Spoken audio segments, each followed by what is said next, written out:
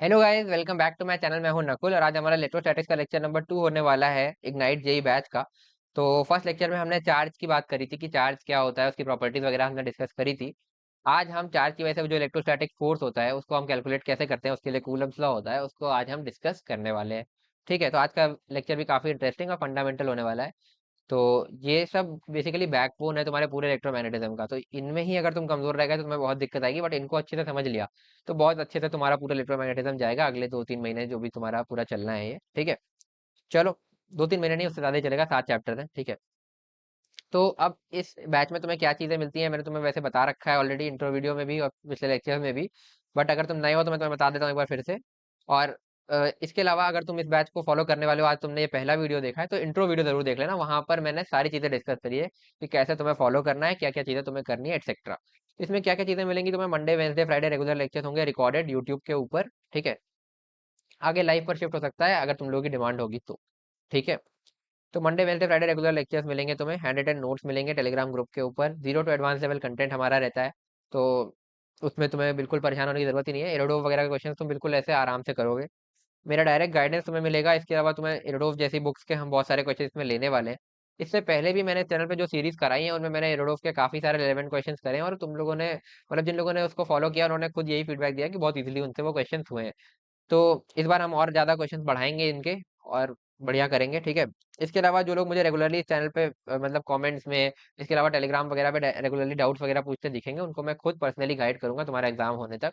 ठीक है, कैसे फॉलो करना है ये इसके लिए तुम इंट्रो वीडियो देख लो तो ज़्यादा अच्छा रहेगा। बट वही चीज़ें, लेक्चर्स देखने हैं, नोट्स बनाने हैं, सारी चीज़ें हैं इसमें। ठीक है, तुम एक बार पढ़ लेना इसको। ठीक है, इस पर टाइम वेस्ट नहीं करते, आगे बढ़ते हैं। ठीक है, अब जो लोग नए हैं उनके लिए मेरा एक इंट्रोडक्शन। तो करेंटली मैं एक थर्ड ईयर स्टूडेंट हूँ एट IIT BHU वाराणसी, और जेई एस्पिरेंट्स को गाइड करना मेरा पैशन है, इसलिए मैंने कुछ टाइम पहले ये चैनल स्टार्ट किया था। और इस पे मैं पिछले काफ़ी टाइम से फिजिक्स पढ़ा रहा हूँ। इसके अलावा स्ट्रैटेजी रिलेटेड कंटेंट भी इस चैनल पे आता रहता है, जो मैंने अपने एक्सपीरियंस से चीज़ें सीखी हैं उससे मैं तुम्हें गाइड करना चाहता हूँ, ताकि तुम्हारा टाइम ज़्यादा वेस्ट ना हो और एफिशिएंटली तुम अपने प्रिपरेशन को करो। तो तुमने से ऐसी कोई भी वीडियो मिस आउट ना हो, इसलिए चैनल को सब्सक्राइब जरूर कर लेना। ठीक है, इसके अलावा जेई एडवांस तो मैंने क्रैक किया ही है, जेई मेन में भी मेरी काफ़ी अच्छी रैंक थी, 99.3% आई थी। ठीक है, बट मेरे को IIT जाना था तो मैंने फिर IIT प्रेफर किया। ठीक है, तो ऐसा नहीं है कि जेई मेन में बहुत खराब रैंक थी, ऐसा कुछ, जेई मेन में भी मेरी बहुत अच्छी रैंक थी, तो तुम देख सकते हो। तो मुझे उसका भी एक्सपीरियंस है। दोनों एग्जाम देखो अपने आप में काफी डिफरेंट है। कई सारे लोग तुम ऐसे मिल जाएंगे जिन्होंने IIT क्रैक किया होगा बट जेई मेन में उनकी बहुत कम रैंक होगी, या उल्टा भी हो सकता है, जेई मेन में बहुत अच्छी रैंक और एडवांस में काफी कम हो गई तो IIT नहीं मिला। ठीक है, तो दोनों बहुत ही डिफरेंट नेचर के एग्जाम है, इसलिए ऐसा होता है, तो उस पर तो हम अलग से वीडियो बना सकते हैं। ठीक है, तो उसकी बात अभी नहीं करते। बट मेरी दोनों में काफ़ी अच्छी रैंक थी, तो इसी वजह से फिर फाइनली मैं IIT में हूँ, और जेई मेन की रैंक भी इसीलिए मैंने यहाँ पे डाल दी। ठीक है, तो मुझे काफ़ी एक्सपीरियंस है, और फिजिक्स अगर तुमने मेरे से पहले पढ़ी है तो तुम्हें पता होगा कि कंटेंट किस लेवल का होता है। ठीक है, चलो यार बिना कोई टाइम वेस्ट किए शुरू करते हैं आज का लेक्चर। तो यार स्टार्ट करते हैं। तो लास्ट टाइम हमने चार्ज के बारे में पढ़ लिया था, और चार्ज की हमने सारी प्रॉपर्टीज देख ली थी कि चार्ज किस तरीके से बिहेव करता है। और चार्ज की हमने बात करी थी कि वो बेसिकली मटेरियल की वो प्रॉपर्टी है जिसकी वजह से वो electric field and magnetic field produce करता है, या उस पर इलेक्ट्रिक फील्ड और मैग्नेटिक फील्ड की प्रेजेंस में फोर्स लगता है। ठीक है, तो ये चीजें हमने डिस्कस कर ली थी। उसमें मैंने तुम्हें बताया था कि इस पर्टिकुलर चैप्टर में हम इलेक्ट्रोस्टैटिक्स की कंडीशंस पे डील करेंगे, है ना। बेसिकली जो तुम्हारा सोर्स चार्ज होगा इस केस में रुका हुआ होगा, और अगर सोर्स चार्ज रुका हुआ होगा तो वो केवल इलेक्ट्रिक फील्ड प्रोड्यूस करेगा, कोई मैग्नेटिक फील्ड प्रोड्यूस नहीं करेगा, कोई EM वेव्स नहीं बनाएगा। ठीक है, तो इतना हमने डिस्कस कर लिया था। फिर हमने चार्ज की प्रॉपर्टीज देखी थी। अब हम बात करने वाले हैं कि चलो वो इलेक्ट्रिक फील्ड प्रोड्यूस तो करेगा, बट वो इलेक्ट्रिक फील्ड का मैग्नीट्यूड क्या होगा, या जैसे मैंने तुम्हें बताया कि दो चार्जेस है। तो हमने डिस्कस करा था कि एक हमारा होता है सोर्स चार्ज, एक हमारा होता है टारगेट चार्ज। ठीक है, तो ये जो सोर्स चार्ज है ये रेस्ट पर होना चाहिए, है ना।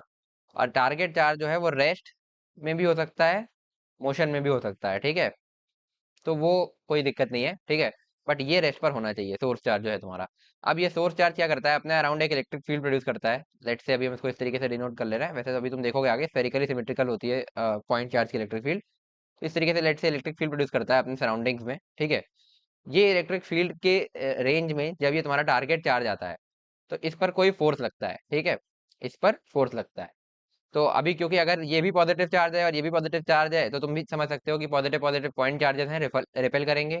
रिपेल करेंगे इसका मतलब इस पर जो फोर्स लगेगा वो कुछ ऐसे लगेगा। अभी हम देखते हैं, इसकी बात करते हैं। ठीक है, तो इसी फोर्स का मैग्नीट्यूड क्या होगा, और एक्चुअली में डायरेक्शन मैंने तुम्हें यही बना के दिखा दी, बट डायरेक्शन कैसे हम डिसाइड करेंगे ये इसी चीज के लिए हम पढ़ते हैं Coulomb's law.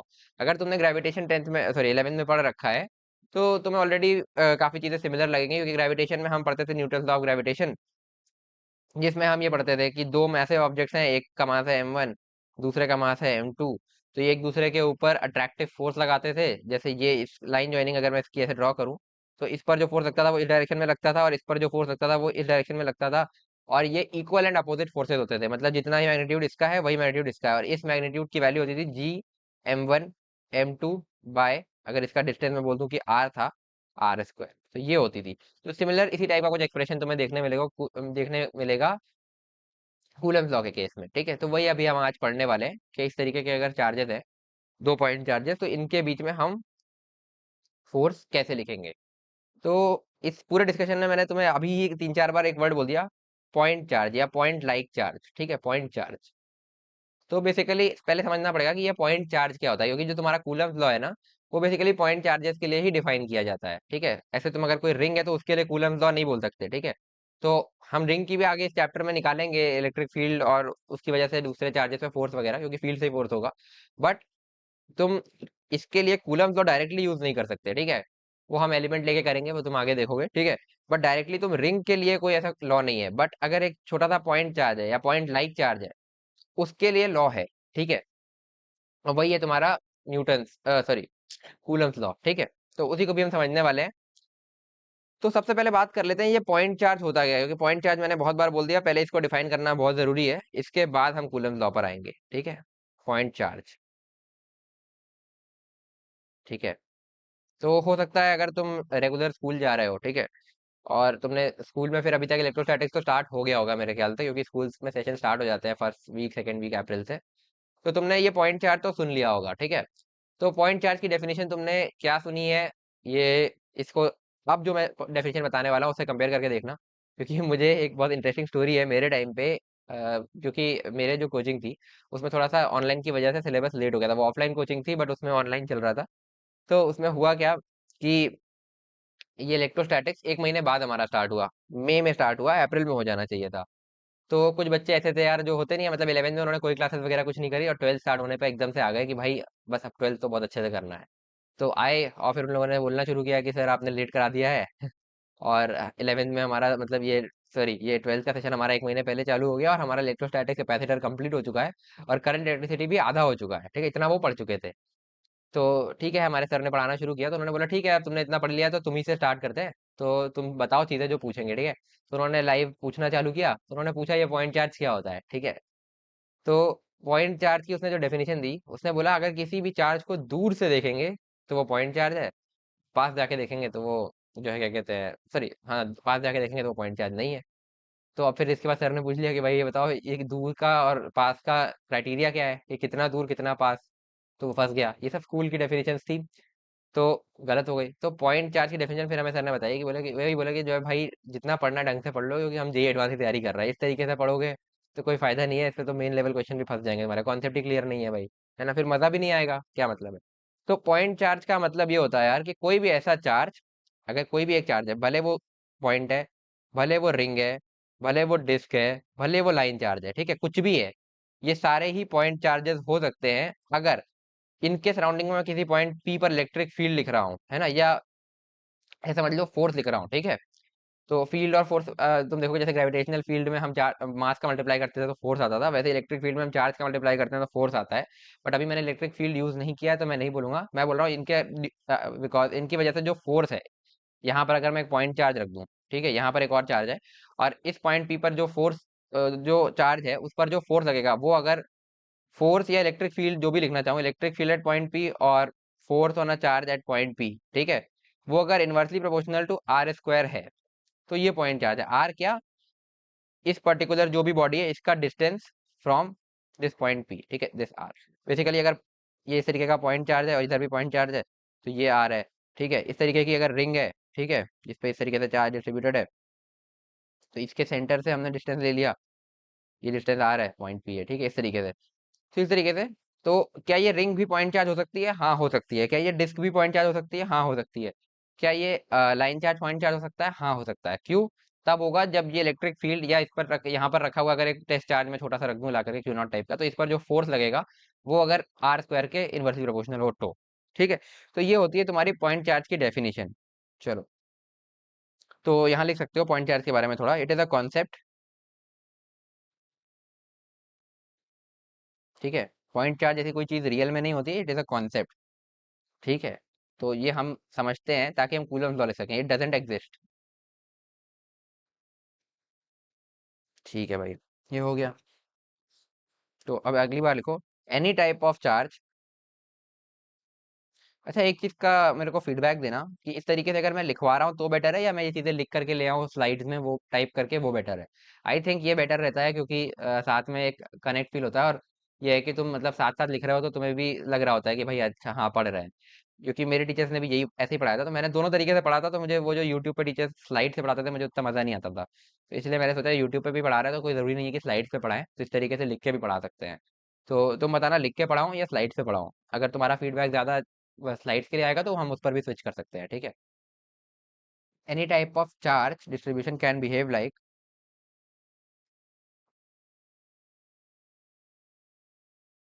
Charge distribution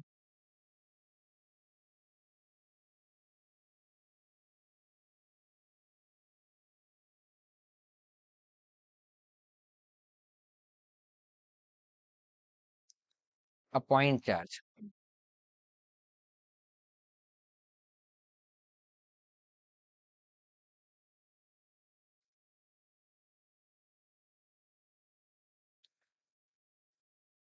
it depends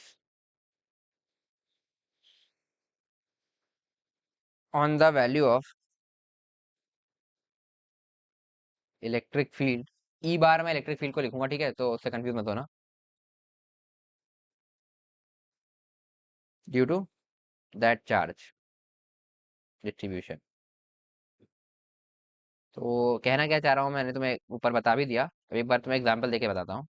जैसे अगर पॉइंट चार्ज है ना इस तरीके का, तो अभी देखेंगे हम कूलम्स, तो हम यही समझेंगे, तो इसकी वजह से अगर मैं एक आर डिस्टेंस पे, लेट से ये पॉइंट चार्ज क्यू है, एक आर डिस्टेंस पर एक पॉइंट पी दिया हुआ है, इस पॉइंट पी पर अगर मैं इलेक्ट्रिक फील्ड लिखना चाहता हूँ, तो उसका जो मैग्नीट्यूड होता है वो होता है k q by are square, basically inversely proportional to are square आ गया। ठीक है, समझ में ही आ रहा है ना। तो ये तो पॉइंट चार्ज है ही है।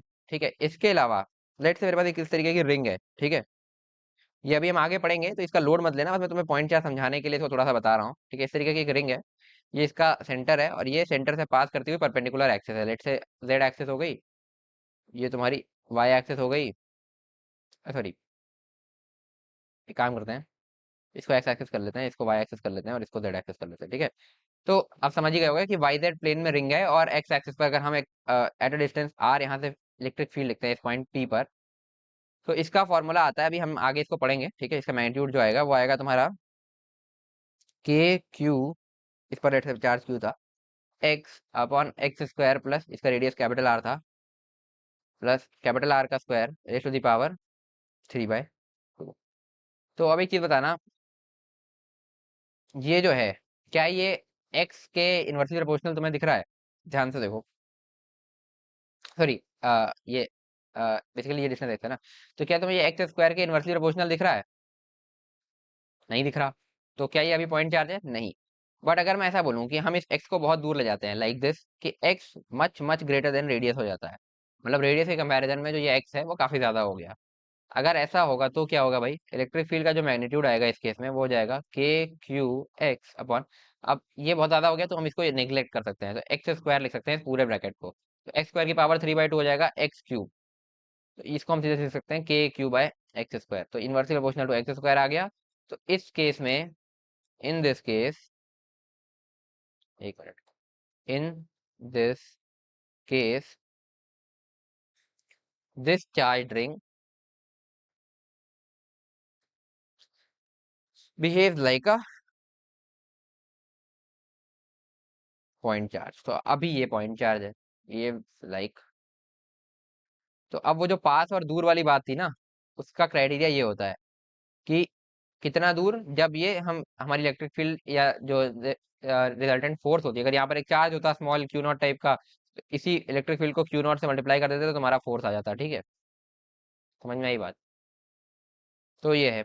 तो इलेक्ट्रिक फील्ड या फिर पॉइंट चार्ज पर फोर्स वहां पर जो लगेगा, वो अगर क्या कहते हैं inversely proportional to are square हो जाए, तो तुम्हारा वो चार्ज पॉइंट चार्ज हम उसको कह सकते हैं। ठीक है, behave like a point charge. तो ये होती है पॉइंट चार्ज की डेफिनेशन। और ये पढ़ना इसलिए जरूरी था क्योंकि जो कूलम्ब लॉ है, जिससे हम दो चार्जेस के बीच में फोर्स लिखने वाले हैं, वो पॉइंट चार्जेस के लिए ही डिफाइंड होता है। उसको तुम ऐसी रिंग के लिए डिफाइन नहीं कर सकते। बट इस रिंग के लिए अगर ऐसा कोई कंडीशन है कि X much much greater than R, जिसके लिए हमने देखा इस तरीके का आ रहा है, तो उस केस में तुम कूलम्ब लॉ लगा भी सकते हो। ठीक है, तो अब समझते हैं इसको। तो अब हम स्टार्ट करते हैं कूलम्ब लॉ से, ठीक है, जो कि आज का हमारा मेन टॉपिक है। और इलेक्ट्रोस्टैटिक्स का पूरा एसेंस यही है भाई, यही कूलम्ब लॉ तुम्हें आखिरी तक मिलेगा। जो हम आगे इलेक्ट्रिक फील्ड की कैलकुलेशंस करेंगे, डिफरेंट बॉडीज के लिए निकालेंगे, सब चीज में कूलम्ब लॉ तो लगना ही लगना है। तो कूलम्ब लॉ बेसिक है इस चैप्टर का। बेसिकली इलेक्ट्रोस्टैटिक्स ज्यादातर कूलम्ब लॉ ही है। तो कूलम्ब लॉ को अच्छे से समझ लिया तो काफी हद तक इलेक्ट्रोस्टैटिक्स तुम्हें समझ में आ जाएगी। ठीक है, तो आप हेडिंग डाल सकते हो coulomb law.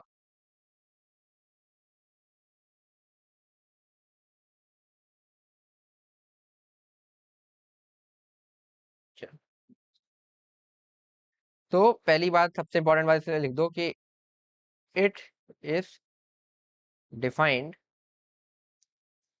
For point like charges या पॉइंट चार्जेस, जो अभी हमने ऊपर देखा उस टाइप का।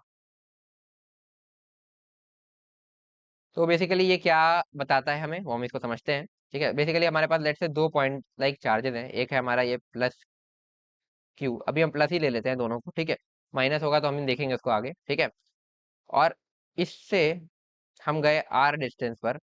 ठीक है, एक दूसरा चार्ज हमारे पास रखा है प्लस स्मॉल क्यू।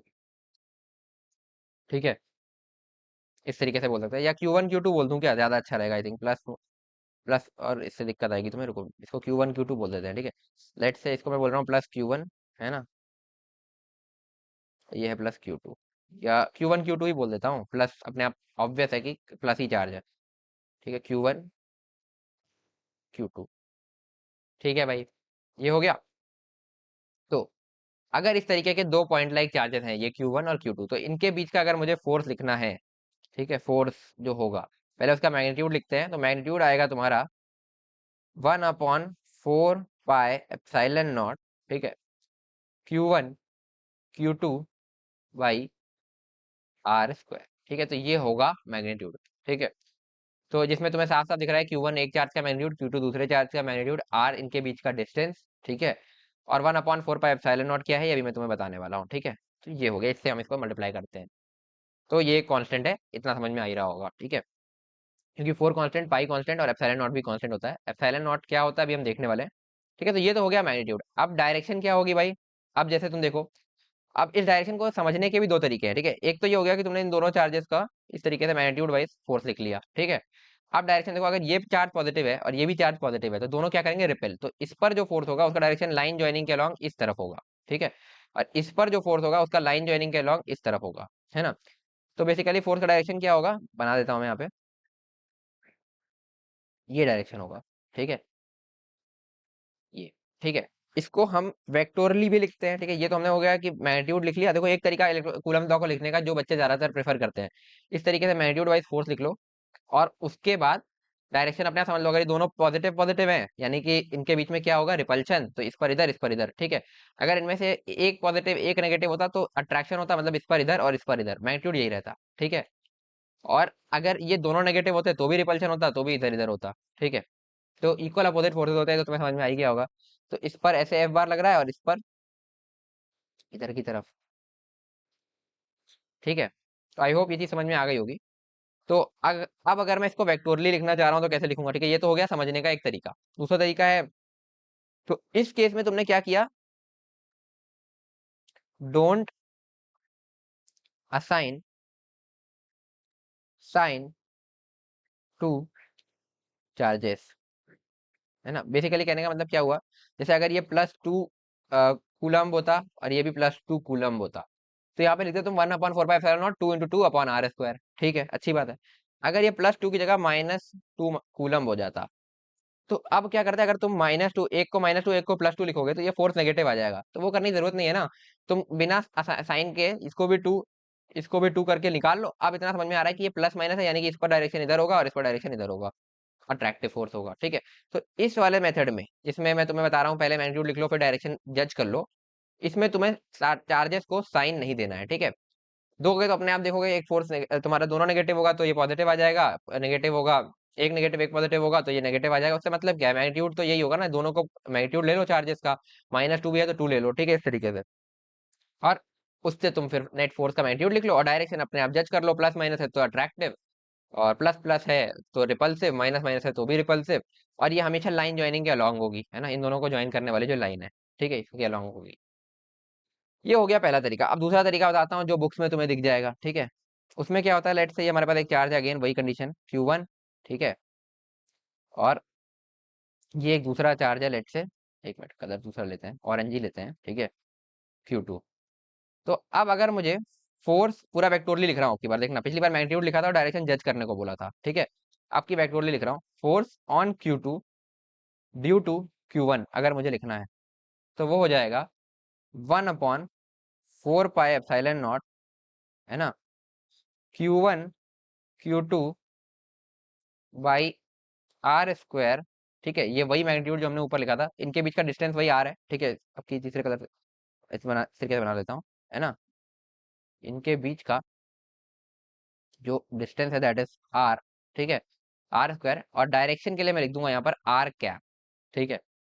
तो ये हो गया स्टैंडर्ड कूलम्स लॉ, ठीक है, ये हो गया, ठीक है। तो आर कैप क्या है भाई, बेसिकली अब मैंने क्या किया, मैं force on Q2 due to Q1 लिख रहा था, ध्यान से देखना, force on Q2 due to Q1, तो मैंने Q2 का पोजीशन वेक्टर लिखा विद रिस्पेक्ट टू Q1 जो कि बन गया R बार। तो अब ये डिस्टेंस नहीं, अब ये वेक्टर बना दिया मैंने, basically position vector of Q2 with respect to Q1 हो गया ये, ठीक है, देख सकते हो। Q1 पर बैठकर Q2 की तरफ मैंने एक वेक्टर बना दिया, जिसकी जो मतलब Q1 से Q2 की तरफ एक वेक्टर बना दिया। तो वो वेक्टर जो हुआ उसको मैंने बोल दिया R बार, ठीक है। तो उस वेक्टर का मैग्नीट्यूड ये लिखा है और उस वेक्टर की डायरेक्शन ये है। आर कैप कौन सी डायरेक्शन है भाई, ये वाली, ठीक है। तो बेसिकली फोर्स की डायरेक्शन क्या होगी, यही वाली, तो इधर होगी डायरेक्शन, ठीक है, और मैग्नीट्यूड तो यही, ये वाला मैग्नीट्यूड हो गया, मैग्नीट्यूड, और ये जो आर कैप है this will give you direction, ठीक है। और अगर तुम इस तरीके से लिख रहे हो तो assign sign to charges in this case, यहाँ पे लिख लो, असाइन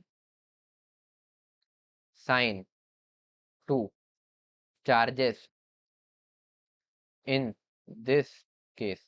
तो इसमें तुम्हें डायरेक्शन जज नहीं करनी है, बताओ कैसे। ऐसा है कि अगर ये दोनों पॉजिटिव हुए, लेट से +2 +2 हुए, ठीक है, तो ये पूरा मैं ये वाला टर्म पूरा का पूरा पॉजिटिव रहेगा, +2 +2 डिस्टेंस हमेशा पॉजिटिव रहेगा, ये भी पॉजिटिव है, ठीक है। तो पॉजिटिव आर कैप की तरफ तुम्हारा फोर्स लगेगा, यानी कि फोर्स इस तरफ लगेगा, ठीक है, इस वाले चार्ज पर हम बात कर रहे हैं, ठीक है, तो इधर की तरफ लगेगा, ठीक है। तो बेसिकली अगर ये दोनों मैं चार्जेस के साथ ही ले लूँ, +2 +2 है, तो ये पॉजिटिव ये पॉजिटिव ये पॉजिटिव ये पॉजिटिव, तो ओवरऑल ये आर कैप के साथ मल्टीप्लाई होने वाला पूरा ये टर्म पॉजिटिव। और अगर ये पूरा पॉजिटिव तो मतलब डायरेक्शन क्या होगी, प्लस आर कैप की तरफ, यानी कि इसी तरफ। तो वो दिख भी रही है कि डायरेक्शन इधर ही आ रही है, ठीक है।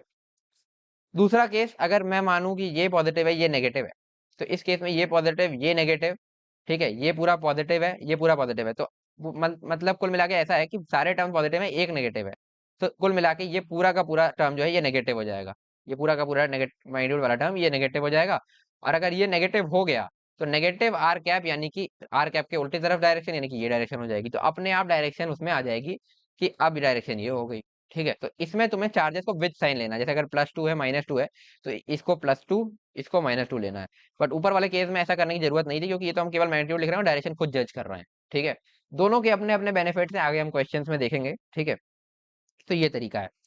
तो अब तुम्हें लग रहा होगा कि ठीक है ये तो कर लिया, अब कोई ऐसा बोल दे F1 Q1 due to Q2 लिखना हो यहाँ पर, वो भी लिख लेते हैं भाई इसी के नीचे।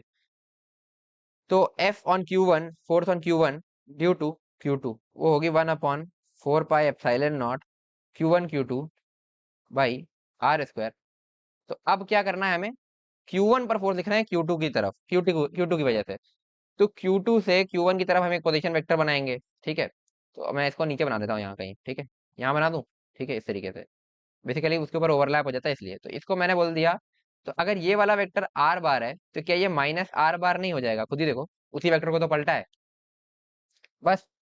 तो Q1 Q2 यहाँ -R बार के मैग्नीट्यूड का स्क्वायर, तो ये तो R² ही रहेगा, ठीक है, क्योंकि बेसिकली -R का मैग्नीट्यूड तो R ही है ना। इस वाले वेक्टर का भी मैग्नीट्यूड R है और इस वाले वेक्टर का भी मैग्नीट्यूड R है, तो मैग्नीट्यूड का स्क्वायर तो सेम ही रहेगा, बस डायरेक्शन इसकी आर कैप थी तो इसकी -R कैप हो जाएगी, ठीक है, समझ में आई बात। इसकी आर कैप थी तो इसकी माइनस आर कैप हो जाएगी, उल्टा डायरेक्शन सेम मैग्नीट्यूड के साथ। तो इस तरीके से F1 Q1 D2 Q2 लिख सकते हैं। अब यहाँ से मेरे ख्याल से तुमने अब तक ऑब्जर्व कर लिया होगा कि F1 Q2 D2 Q1 plus F1 Q1 D2 Q2 अगर मैं करूँ तो देखो सेम मैग्नीट्यूड है, एक का डायरेक्शन है आर कैप, एक का डायरेक्शन है माइनस आर कैप, तो दोनों को ऐड करोगे तो नल वेक्टर मतलब दोनों जीरो हो जाएंगे नेट में। तो इनका सम जीरो होगा, यानी कि नेट फोर्स नहीं है। मतलब अगर इस पूरे को मैं सिस्टम मान लूँ ना एक, तो कोई एक्सटर्नल फोर्स नहीं है। समझ में आई बात? क्योंकि इसकी वजह से जो फोर्स इस पर लग रहा है वही इक्वल एंड अपोजिट फोर्स इसकी वजह से इस पर लग रहा है। ठीक है, जस्ट लाइक ग्रेविटेशन, अगर तुम्हें ग्रेविटेशन पढ़ा है तो। ठीक है, और नहीं पढ़ा है तो ये मैं और बेसिक से बता रहा हूँ ग्रेविटेशन, अब तुम्हें बहुत अच्छे से समझ में आने वाला है आगे। चलो ठीक है, तो हम एक चीज यहाँ से कह सकते हैं भाई इक्वल एंड अपोजिट वाली, अगर जैसे हमने ये लिखा तो हम ऐसा लिख सकते हैं ना कि F1 Q2 D2 Q1 is equal to minus of F of Q1 D2 Q2।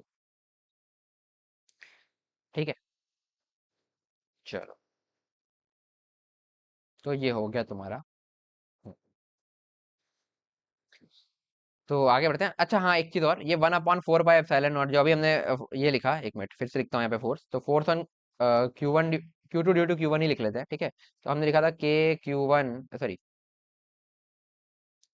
One upon four pi epsilon naught Q1 Q2 by are square R cap, ये हमने लिखा था। ठीक है, तो ये था फोर्स। ठीक है, तो अब ये 1/4 पाई एप्सिलॉन नॉट क्या है? अच्छा एक चीज और, कि ये पूरा जो हमने डिफाइन किया है ना अभी तक, जितना कूलम्स हमने डिफाइन किया है, this is if two charges are in air, if both charges are in air, if both charges are in air, अगर या वैक्यूम। ठीक है, अगर एयर या वैक्यूम में है तब ये फोर्स होगी, बट अगर यही चीज, यही दोनों चार्जेस पानी में होते या किसी ग्लास के अंदर होते, किसी और मीडियम में होते, तो उस मीडियम में ये फोर्स कुछ डिफरेंट होगी, जो हम आगे बात करेंगे। तो अभी हम ये केवल एयर के लिए डिफाइन कर रहे हैं, तो एयर के लिए हम इस तरीके से लिख सकते हैं। ठीक है, चलो, तो इस 1/4 पाई एप्सिलॉन नॉट का क्या मतलब होता है? ठीक है, इसकी वैल्यू होती है 1/4 पाई एप्सिलॉन नॉट की 9 × 10⁻⁹ न्यूटन मीटर स्क्वायर पर कूलम स्क्वायर। डायमेंशन तुम देख ही सकते हो, ये newton metre square coulomb square. ठीक है, तो न्यूटन मीटर स्क्वायर पर कूलम स्क्वायर, अगर ये सारे टर्म्स को उधर ले जाओ, इसको भी और इसको भी, तो तुम्हें दिख जाएगा ये कि न्यूटन मीटर स्क्वायर पर कूलम स्क्वायर होता है। तो ये होती है 1/4 पाई एप्सिलॉन नॉट की वैल्यू, जिसमें ये जो फोर और पाई तो तुम्हें पता ही है। एप्सिलॉन नॉट को हम बोलते हैं permittivity of free space, permittivity of free space. और एयर में जो मतलब बेसिकली ये एयर के लिए लिखी है परमिटिविटी ऑफ फ्री स्पेस, और इसकी वैल्यू होती है 8.85 × 10⁻⁻12 कूलम स्क्वायर पर न्यूटन मीटर स्क्वायर। सही है, तो ये होता है। तो इस तरीके से हम लिखते हैं, ये बेसिकली एक कांस्टेंट है जिसको हम यूज करते हैं, ये हमने एक्सपेरिमेंटली डिराइव किया है दो चार्जेस के बीच में फोर्सेस देख देख के एक्सपेरिमेंट से, तो हमें ये चीज मिली है। तो ये होती है एप्सिलॉन नॉट, ये होती है 1/4 पाई एप्सिलॉन नॉट। ये वैल्यू तुम्हें याद होनी चाहिए, कहीं अलग से लिख लो, क्योंकि कभी कभी क्वेश्चन में नहीं भी देता है यार, तो पता होना चाहिए। और ये भी याद होनी चाहिए। ठीक है, ये दोनों वैल्यूज बहुत इंपॉर्टेंट है। चलो आगे बढ़ते हैं। तो ये तो हो गया कूलम्स लॉ लिखने का पहला तरीका। पहला तरीका क्या हुआ भाई, कि इस तरीके का अगर हमारे पास एक सिस्टम है जिसमें मतलब एक चार्ज है Q1, ठीक है, इससे हमने एक वेक्टर ड्रॉ किया आर बार, ये रहा हमारा दूसरा चार्ज Q2। ठीक है, तो अगर हम इस पे F/Q2 ड्यू टू Q1 लिखना चाहेंगे तो हम उसको लिख सकते हैं 1/4 पाई एप्सिलॉन नॉट, है ना, Q1 Q2 by R² into R cap. ठीक है, तो ये तरीका हमने समझ लिया सबसे पहले। ठीक है, अच्छा ठीक है, तो ये हो गया पहला तरीका। अच्छा, इस 1/4 पाई एप्सिलॉन नॉट को हम लोग कभी बार के भी लिख देते हैं, तो इसको शॉर्ट फॉर्म में ऐसे लिख सकते हैं K Q1 Q2 by R²। ठीक है, तो ये भी एक तरीका हो सकता है। चलो, ये हो गया। अब एक तरीका और होता है, कि जो ये वाला पूरा हमने लिखा है ना, देखना सेकंड तरीका। ठीक है, तो हमने लिखा था F=, एक मिनट कहाँ गया, Q2 due to Q1 is equal to K Q1, sorry K नहीं, 1/4 पाई एप्सिलॉन नॉट ही लिखते हैं, 1/4 pi epsilon naught Q1 Q2 by R² into R cap. अब हम क्या करें, यहाँ पर भी आर से मल्टीप्लाई कर दें और यहाँ पर भी आर से मल्टीप्लाई कर दें, तो इस केस में क्या होगा, ये आर इंटू आर कैप यानी कि मैग्नीट्यूड इंटू डायरेक्शन बन जाएगा।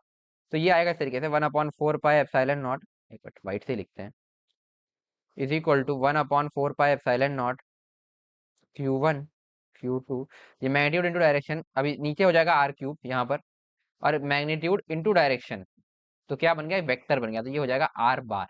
ठीक है, F1 Q2 Q2 Q1, तो ये हो गया तुम्हारा सेकेंड मेथड, है ना। फर्स्ट मेथड में क्या था, यहाँ पर ऊपर यूनिट वेक्टर था, ठीक है, और नीचे मैग्नीट्यूड था। अब हमने क्या किया, यहाँ पर वेक्टर ही हो गया। वेक्टर क्या है, ये आर बार है, position vector of target charge with respect to source charge, है ना। तो बेसिकली यही वाला फिगर है ना, नीचे बना लेना, मैं कॉपी पेस्ट कर देता हूँ। ठीक है, तो यही है। तो देख सकता है आर बार क्या है, position vector of target charge, यानी कि यहाँ पे हमारा टारगेट चार्ज है Q2 with respect to Q1। ठीक है, तो इस तरीके से भी लिख सकते हो। अब देख सकते हो कि ऊपर वेक्टर हो गया। ठीक है, तो देखो यहाँ वाले केस में तो हमने बोला था क्योंकि ये सिर्फ डायरेक्शन बता रहा था, क्योंकि ये यूनिट वेक्टर था, तो ये डायरेक्शन था तुम्हारा, है ना, सिर्फ डायरेक्शन बता रहा था, और ये पूरा का पूरा टर्म तुम्हारा मैग्नीट्यूड था। ठीक है,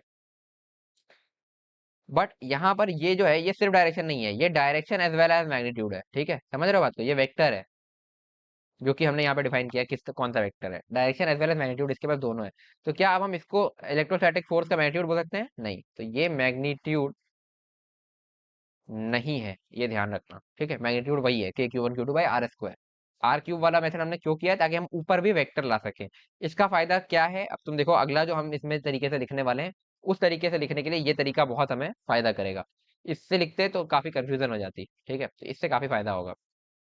तो थर्ड वे कूलम्ब लॉ लिखने का, क्योंकि जनरली ये तो हमने अपने आप बनाया ना, एक को रखा दूसरे का पोजीशन वेक्टर उसके रिस्पेक्ट में लिखा। लेट्स से तुम्हारे पास इस तरीके की सिचुएशन दी हो कि कोई एक इस तरीके का तुम्हारे पास रेफरेंस फ्रेम है, ये हो गया वाई एक्सिस, ये हो गया एक्स एक्सिस, और इसमें तुम्हारा एक चार्ज रखा है, लेट्स से चार्ज Q1, और इसका पोजीशन वेक्टर है R1 बार। ठीक है, और एक दूसरा चार्ज रखा है Q2, इसका पोजीशन वेक्टर है R2 बार। और अब तुमसे पूछ ले कि force on Q2 due to Q1 क्या होगा, तो अब इसने वेक्टर्स खुद से R1 बार R2 बार इस तरीके से इस रेफरेंस फ्रेम के रिस्पेक्ट में डिफाइन करके दे दिए। तो अब क्या करोगे भाई, पहली बात, इनको लाइन ज्वाइन कैसे, Q2 ड्यू टू Q1 लिखना है, तो Q1 से Q2 मैंने एक वेक्टर बनाया। ठीक है, इस वेक्टर को मैंने, जैसे हम इसको आर बार बोलते थे, तो ये साफ साफ दिख रहा है, ये क्या है, R2 बार माइनस R1 बार, फाइनल माइनस इनिशियल, जैसे डिस्प्लेसमेंट लिखा करते थे 11th में, तो वही चीज है, final minus initial R2 bar minus R1 बार। कुछ नहीं करना, इस वाले ऊपर वाले टर्म में हर जगह R2 बार माइनस R1 बार कर दो, तो ये क्या होगा, ये बनेगा 1/4 pi epsilon naught Q1 Q2 by R का स्क्वायर था, तो R2 बार माइनस R1 बार, ये वेक्टर, इसका मैग्नीट्यूड, मैग्नीट्यूड का स्क्वायर। ठीक है, बेसिकली ये वेक्टर के मैग्नीट्यूड का स्क्वायर ही तो था, नहीं इसमें क्यूब है, सॉरी, हाँ क्यूब, क्यूब, है ना। और यहाँ पर आएगा ये आर बार था इसमें, तो यहाँ पर वही final minus initial R2 bar minus R1 बार। तो ये लिखना काफी आसान हो गया। ठीक है, तो बेसिकली हमने क्या लिखा है यहाँ पर, 1/4 पाई एप्सिलॉन नॉट, देखना सारे टर्म्स लिखना, 1/4 पाई एप्सिलॉन नॉट, पहले चार्ज का मैग्नीट्यूड, दूसरे चार्ज का मैग्नीट्यूड Q1 Q2 अपॉन इनके बीच की जो डिस्टेंस है उसका मैग्नीट्यूड, बेसिकली यही R2 माइनस R1 जो वेक्टर है इसके मैग्नीट्यूड का क्यूब लिखा है हमने। ठीक है, डिस्टेंस का cube into final position vector minus initial position vector R2 bar minus R1 bar. ठीक है, तो ये एक तरीका होता है, अगर तुम्हें इस तरीके का सिचुएशन दिया हो ना, कि इस तरीके का एक वेक्टर दूसरा वेक्टर और उनका ऐसे तुम्हें पोजीशन वेक्टर दिया है, और वहां पे तुम्हें बोल दे कूलम्ब लॉ लगा के कि इसके ऊपर इसकी वजह से फोर्स लिखो, या इसके ऊपर इसकी वजह से फोर्स लिखो, तो ये तरीका बेस्ट होता है। अच्छा, जो हमने ऊपर पहले वाला जो सबसे पहला फॉर्म पढ़ा था, क्या उस तरीके से हम इसको लिख सकते हैं? वो क्या था, F bar on Q2 due to Q1, वो था 1/4 pi epsilon naught Q1 Q2 by R² into R cap, इस तरीके का था। तो अब बस वही आर को हमने यहाँ पे क्या रखना है, R2 माइनस R1 रख के देखो, तो ये बनेगा 1/4 pi epsilon naught Q1 Q2 by R2 bar minus R1 bar का होल स्क्वायर। ठीक है, इंटू, अब ये आर कैप लिखना है। ठीक है, यही मैटर फंस गया। तो आर कैप का मतलब क्या हुआ, देखो मैं अलग से दूसरे कलर से लिख रहा हूँ नीचे। आर कैप का मतलब है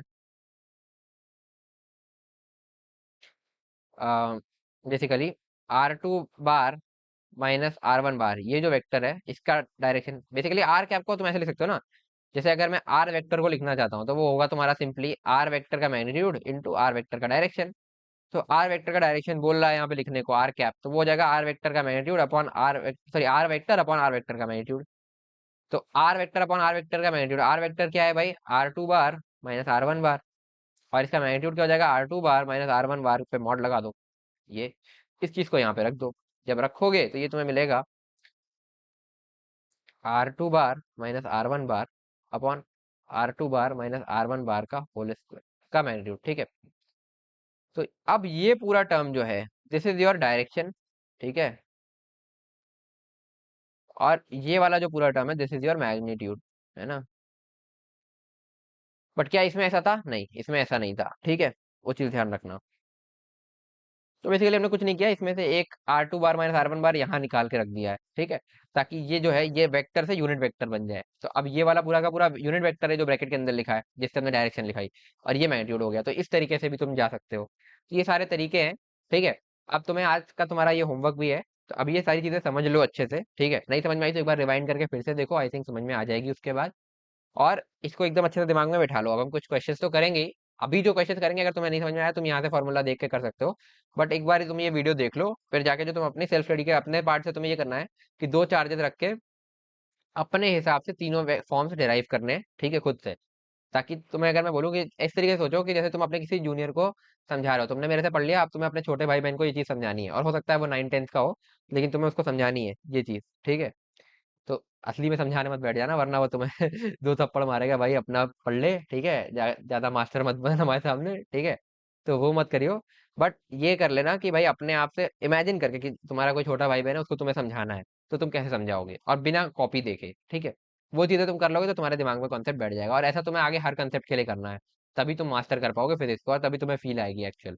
केवल पेन पेपर दिया और तुम करे जा रहे हो, कोई किताब विताब नहीं चाहिए, ठीक है, उस तरीके से।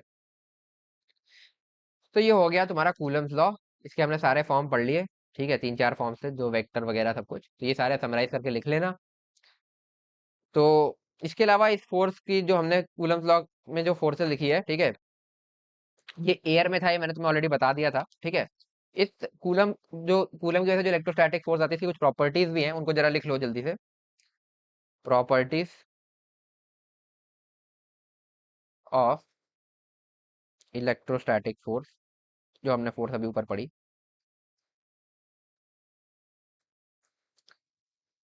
ठीक है। तो क्या क्या प्रॉपर्टीज है, पहली चीज कि this force follows Newton's laws, या न्यूटन्स थर्ड लॉ लिख लो, न्यूटन्स थर्ड लॉ। तो देख भी सकते हो कि इक्वल एंड अपोजिट, मतलब इक्वल एंड अपोजिट रिएक्शन होना चाहिए। तो वही चीज है, अगर इस चार्ज पर, या सॉरी इस Q2 पर Q1 की वजह से इस तरफ जो फोर्स लग रहा है उसी का equal and opposite force Q1 पर Q2 की वजह से लग रहा है। तो इस तरीके से हर चार्ज पेयर के लिए तुम्हें यही देखने को मिलेगा, तो ये न्यूटन का थर्ड लॉ ओबे करता है, पहली चीज, ठीक है। दूसरी चीज,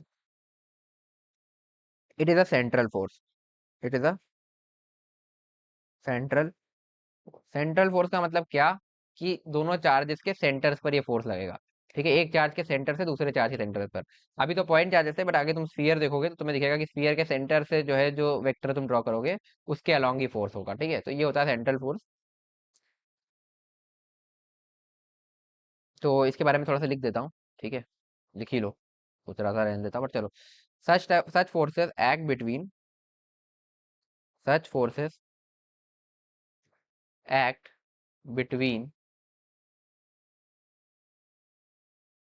to point like objects, two point like object, जैसा कि अभी हमने ऊपर देखा, and are directed towards a certain point, मतलब या तो इसकी तरफ या तो दूसरे की तरफ, ठीक है।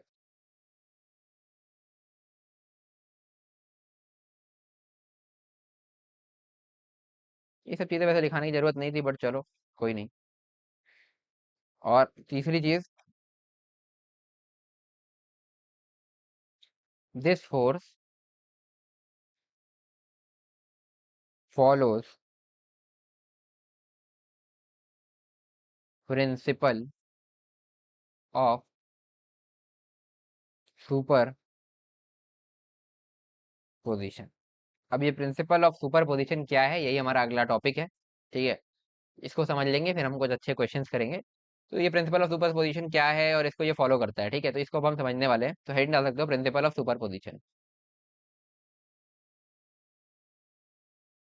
नाम से बड़ा भारी भरकम लग रहा है बट है कुछ नहीं खास, देख लेना अभी। ठीक है, प्रिंसिपल ऑफ सुपर पोजिशन।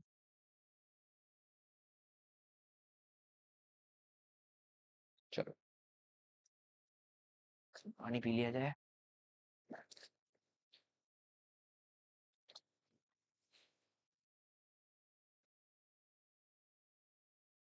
तो देखो यार, है ना, अभी तक हम क्या कर रहे थे, लेट्स से हमारे पास एक ये चार्ज था Q1।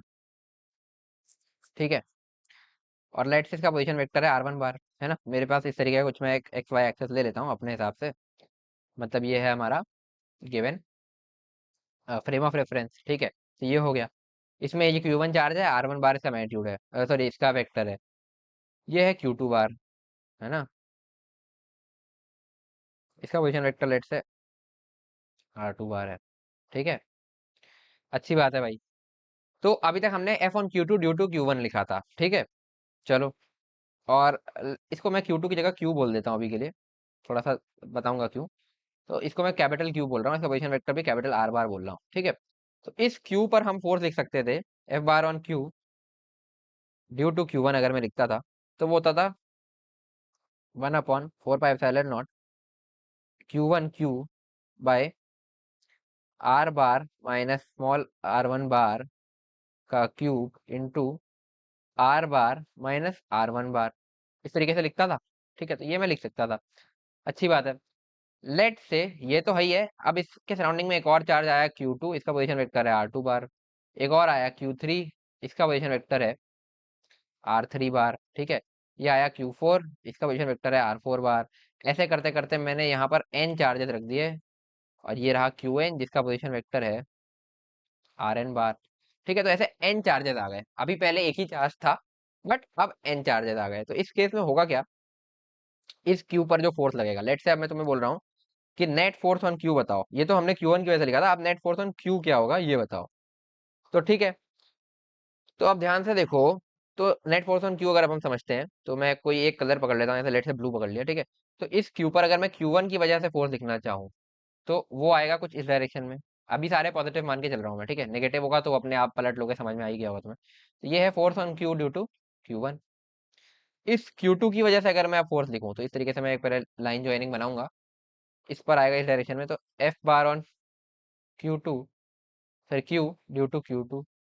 ठीक है, ऐसे तो ऑन मैं सबकी ऐसे लिख सकता हूँ। लेट से मैं Qn की वजह से फोर्स लिखूं, तो Qn को ज्वाइन करूंगा तो ये मैं लिखूंगा F bar on Q due to Qn।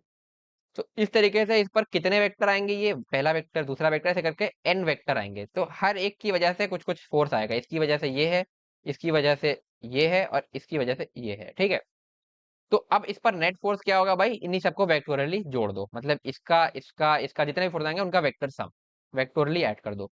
तो हम ऐसा बोल सकते हैं कि नेट फोर्स ऑन Q जो आएगा वो आएगा net force on Q due to Q1, या force on Q due to Q1 plus force on Q due to Q2 plus force on Q due to Q3 plus and so on plus force on Q due to Qn। ठीक है, अब एक चीज ध्यान रखना, ये सारे vectors हैं। ठीक है, vector vector vector vector vector, तो डायरेक्टली मैग्नीट्यूड ऐड मत करते चले जाना, वरना सब गलत हो जाएगा। वेक्टोरली ऐड करने का मतलब क्या हुआ कि इन सब का वेक्टर सम, और वेक्टर सम कैसे होता है, वो स्केलर से डिफरेंट होता है, तुम जानते हो क्योंकि वेक्टर सम ने ऑलरेडी पढ़ रखा है। ठीक है, तो ये है, तो इन सब का वेक्टर सम जो होगा that is net force on Q, और इसी को हम बोलते हैं सुपरपोजिशन प्रिंसिपल। यानी कि नेट फोर्स ऑन Q जो होगा वो होगा सबका कंट्रीब्यूशन, हम अगर वेक्टोरली ऐड कर दें तो। ठीक है, this is called your principal of superposition. तो ठीक है, इस तरीके से इसको जरा लिख के देखते हैं एक बार, है ना। इसको थोड़ा सा अगर मैं सिग्मा के फॉर्म में लिख दूं तो वैसा लिख सकते हो तुम, F bar on Q equal to sigma I equal to 1 से लेकर के n चार्जेस हैं, तो F bar on Q due to QI। तो ये इस तरीके से तुम इसको लिख सकते हो। ठीक है, तो ये हो जाएगा तुम्हारा ये। और एक एक का इंडिविजुअल फोर्स इस तरीके से लिख सकते हो, जैसे ये Q1 की वजह से था, है ना, Q2 की वजह से होगा, तो यहाँ R1 की जगह R2, यहाँ पर भी R2, बस यही करना है। इस तरीके से एक एक का नेट कंट्रीब्यूशन तुम लिख ही सकते हो। अभी क्वेश्चंस में हम देखेंगे इसको। ठीक है, चलो एक बार लिख ही देता हूँ यहाँ पर। F bar on Q would be equal to Q due to Q one क्या होगा, 1/4 pi epsilon naught Q one by R bar minus R1 bar का, ये मैग्नीट्यूड है इसका cube, into R bar minus R1 bar, ठीक है, plus 1/4 pi epsilon naught Q two by R bar minus R2 bar का whole cube, ये हो जाएगा R bar minus R2 bar, plus and so on, ऐसे ही nth वाले के लिए लिखेंगे 1/4 pi epsilon naught Q N by R bar minus R n bar का मैग्नीट्यूड का cube, into R bar minus R n bar. ठीक है, तो इस तरीके से हम इसको लिख सकते हैं, सबका कंट्रीब्यूशन ऐड करना है। ठीक है, तो बस यही है। तो इसको एक बार क्या कहते हैं, स्टेटमेंट में लिख लो। तो इसमें बेसिकली था क्या, हमारा सोर्स चार्ज क्या है, ये भी देखो, ये सारे सोर्स चार्जेस हैं Q1 Q2 Q3 Q4, जितने भी हैं Qn तक, और टारगेट चार्ज एक है। तो ये इस टारगेट चार्ज पर इन सब का कंट्रीब्यूशन अगर हम वेक्टोरली ऐड कर देंगे इन सोर्स चार्जेस का, तो हमें नेट फोर्स मिल जाएगा ऑन टारगेट चार्ज। तो हमारे पास बेसिकली क्या है, एन सोर्स चार्जेस हैं, है ना, देख सकते हो ये सारे, और एक टारगेट चार्ज है, तो वो चीज लिख लो। ठीक है, तो ये सुपरपोजिशन प्रिंसिपल हम किस केस में लिखते हैं, there are N source charges and force on one target charge is required. One target charge is required. Done. ठीक है, तो प्रिंसिपल ऑफ सुपरपोजिशन क्या कहता है, इसका स्टेटमेंट भी लिख लो, ऊपर मैंने तुम्हें समझा तो दिया ही। तो बेसिकली यही है तुम्हारा प्रिंसिपल ऑफ सुपरपोजिशन। तो स्टेटमेंट भी लिख लो, principle of superposition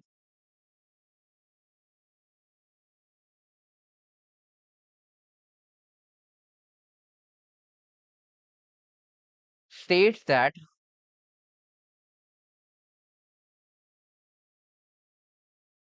force on charge due to any other charge, force on a charge due to any other charge is independent of all the other charges present in the medium, is independent of all the other charges present in the medium। कहने का मतलब क्या हुआ, कि जैसे ये सारे charges इस मीडियम में अपने पास Q1 Q2 Q3 Q4, ये n चार्जेस प्रेजेंट हैं, ओके। अब मुझे अगर फोर्स ऑन Q लिखना है, तो वो तो इनका वेक्टर सम है ही, ठीक है, बट चाहे ये Q1 अकेले होता, चाहे ये सारे इसके साथ में है, force on Q due to Q1 जो है वही रहेगा, इसमें कोई चेंज नहीं आया इनके आने की वजह से। ठीक है, तो इनका कोई इफेक्ट इस पर और इसके बीच का जो इंडिविजुअल जो फोर्स था Q ड्यू टू Q1, इस पर कोई इफेक्ट नहीं डालेंगे ये सारे। हाँ, नेट फोर्स में इफेक्ट डालेंगे, क्योंकि इनकी वजह से खुद अपने एक एक इस तरीके से वेक्टर्स आ गए हैं, और उनका वेक्टर सम जो हम लेंगे, that is your net force. ठीक है, तो नेट फोर्स पे जरूर फर्क डालेंगे, बट जो Q1 की वजह से Q पर फोर्स लग रहा था, इसका मैग्नीट्यूड भी वही रहेगा, इसका डायरेक्शन भी वही रहेगा, इसको चेंज नहीं करेंगे। ठीक है, जो यहाँ पर था अकेले में, वही यहाँ पर साथ में भी है, बट अब इनके साथ ये और जुड़ गए, तो नेट फोर्स चेंज हो जाएगा। तो यही चीज यहाँ पर लिखी है, कि जो है, principle of superposition states that force on a charge due to any other charge, ठीक है, जैसे Q due to Q1 is independent of all other charges present in the medium. तो Q ड्यू टू Q1 जो है, वो अगर केवल Q1 होता तो भी वही रहता, Q अगर Q1 के साथ मैंने Q2 रख दिया तो भी वही रहेगा, Q3 भी रख दिया, 3 चार्जेस हो गए तो भी वही रहेगा, और ऐसे मैंने n चार्जेस रख दिए तो भी वही रहेगा।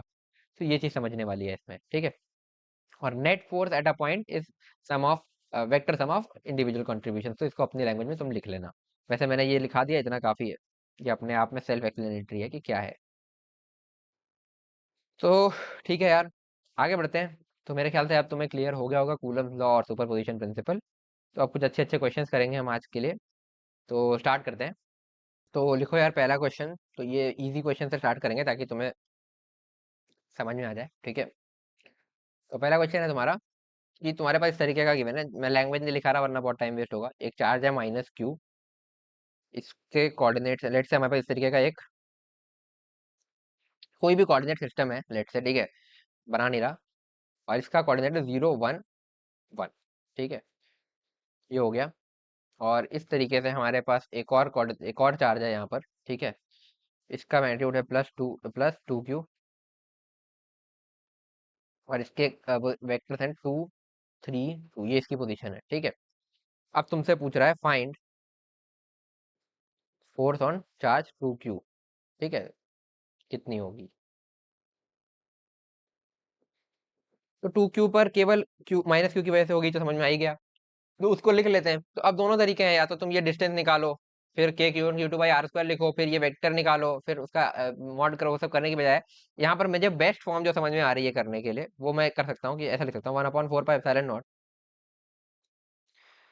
और q1 q2, तो एक चार्ज है हमारा -q, ठीक है, दूसरा चार्ज है हमारा +2q, ठीक है, by R final minus R initial, this is your R final, this is your R initial.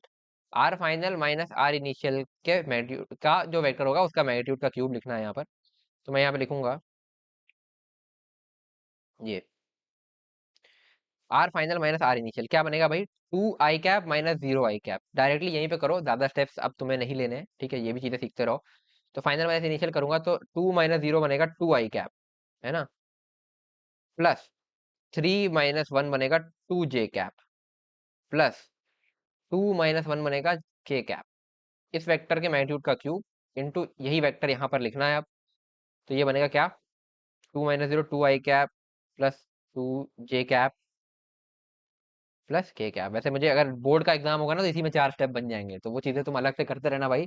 Board exam में यार देखो सिंपल था, उसमें ज्यादा लिखने का सीखना, लोग बोलते हैं सीखो लिखना। ऐसे समझो भाई कि तुम वही चीज जो मैंने तो बोला कि अपने किसी जूनियर को समझा रहे हो।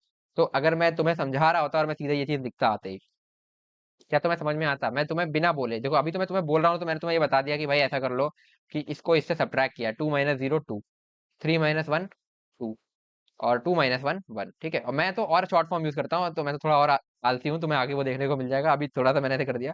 मैं इसको ऐसे लिखता हूँ 2 2 1 2 2 1, ठीक है, इस तरीके से लिख देता मैं सीधे ब्रैकेट लिख देता, और आलसी हूँ मैं।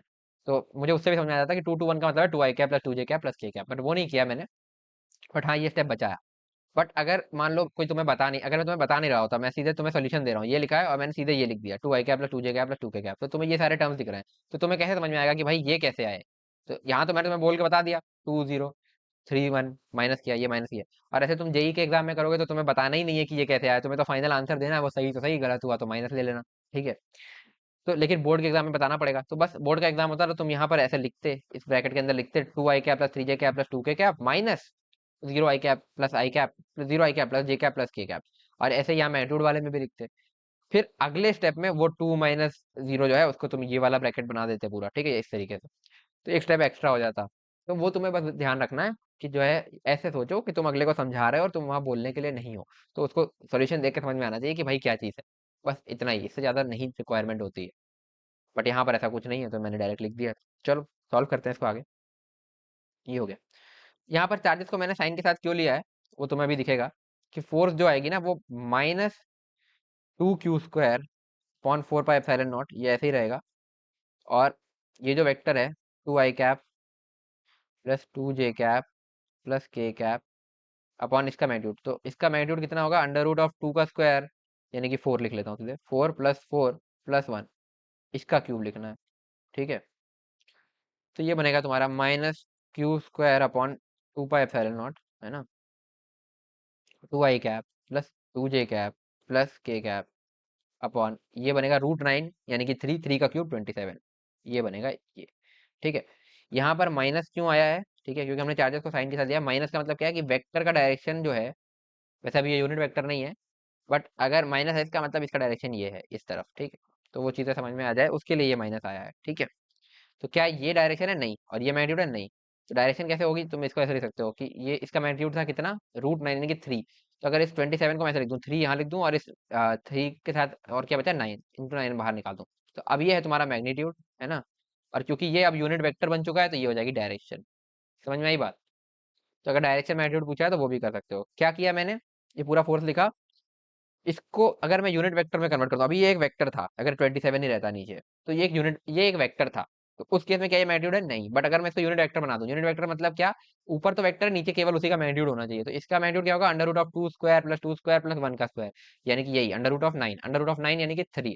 तो नीचे केवल 3 छोड़ा, तो 3 के साथ और क्या था, 27 में इंटू 9 था, तो उस 9 को हम बाहर ले आए, यहाँ ले आए। तो ये पूरा तुम्हारा मैग्नीट्यूड हो गया Q square upon 18 pi epsilon not, ये वाला हो गया तुम्हारा डायरेक्शन। ठीक है, तो ये भी कर सकते थे, यही है।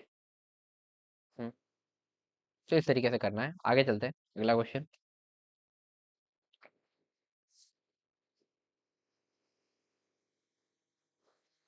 हाँ, ये थोड़ा सा अच्छा क्वेश्चन है, थोड़ा सा विजुअलाइजेशन लगेगा इसमें।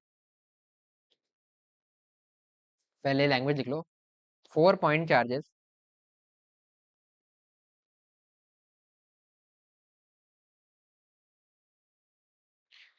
Each having value Q, each having यानी कि बेसिकली मैग्नीट्यूड है, ईच हैविंग, मैग्नीट्यूड ही लिख देता हूँ, magnitude small Q, are are situated at 4 different corners,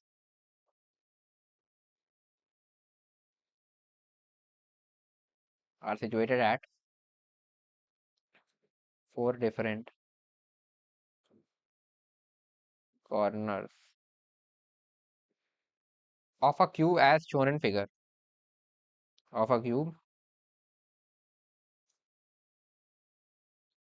as shown in figure. ठीक है, फिगर अभी मैं बना रहा हूँ। Find force on charge situated eight O,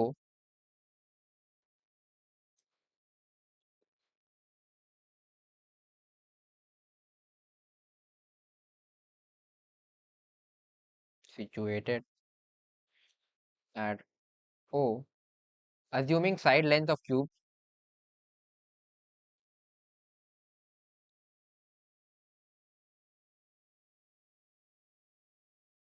assuming side length of cube as A। ठीक है, स्मॉल ए है ये। चलो, अब फिगर बनाते हैं। फिगर कुछ इस तरीके का, ये है वाई एक्सेस, ये है एक्स एक्सेस,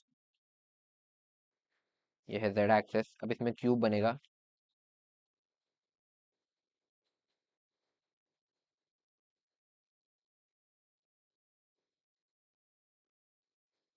ठीक है, थोड़ा सा ये ऊपर नीचे हो रहा है, कोई नहीं।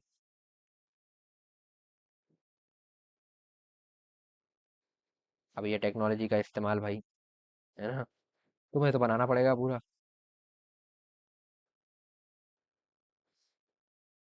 पर इसे बनाने की प्रैक्टिस होनी चाहिए, एग्जाम में बनाना पड़ सकता है, तो वहाँ टेक्नोलॉजी नहीं मिलेगी भाई। ठीक है, चलो, ये है क्यूब। अब इसमें 4 चार्जेस जो रखे हैं उनको मैं रखने जा रहा हूँ, प्लेस करने जा रहा हूँ। पहला चार्ज है ये, कलर कौन सा लें यार जो थोड़ा सा दिखे, ऑरेंज ले लेते हैं, है ना। ये ओरिजिन ओ पर रखा है, इसका मैग्नीट्यूड है प्लस क्यू। ठीक है, इसको मैंने बोल दिया चार्ज नंबर 1। सेकेंड चार्ज है तुम्हारा यहाँ पर,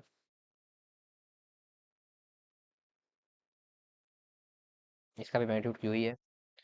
थर्ड चार्ज है तुम्हारा यहाँ पर, और फोर्थ चार्ज है तुम्हारा, सब प्लस क्यू है। ठीक है, ये 4 चार्जेस इस तरीके से रखे हुए हैं, और इस क्यूब का साइड लेंथ है a। तो फोर्स ऑन ये जो ओरिजिन वाला चार्ज है ये तुम्हें बताना है, यानी कि फोर्स ऑन 1। तो सॉल्व करते हैं इसको।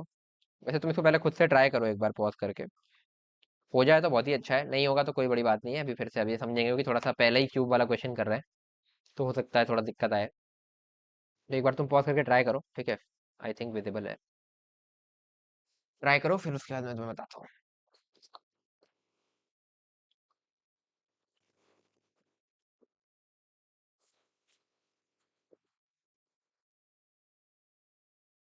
तो चलो समझते हैं इसको।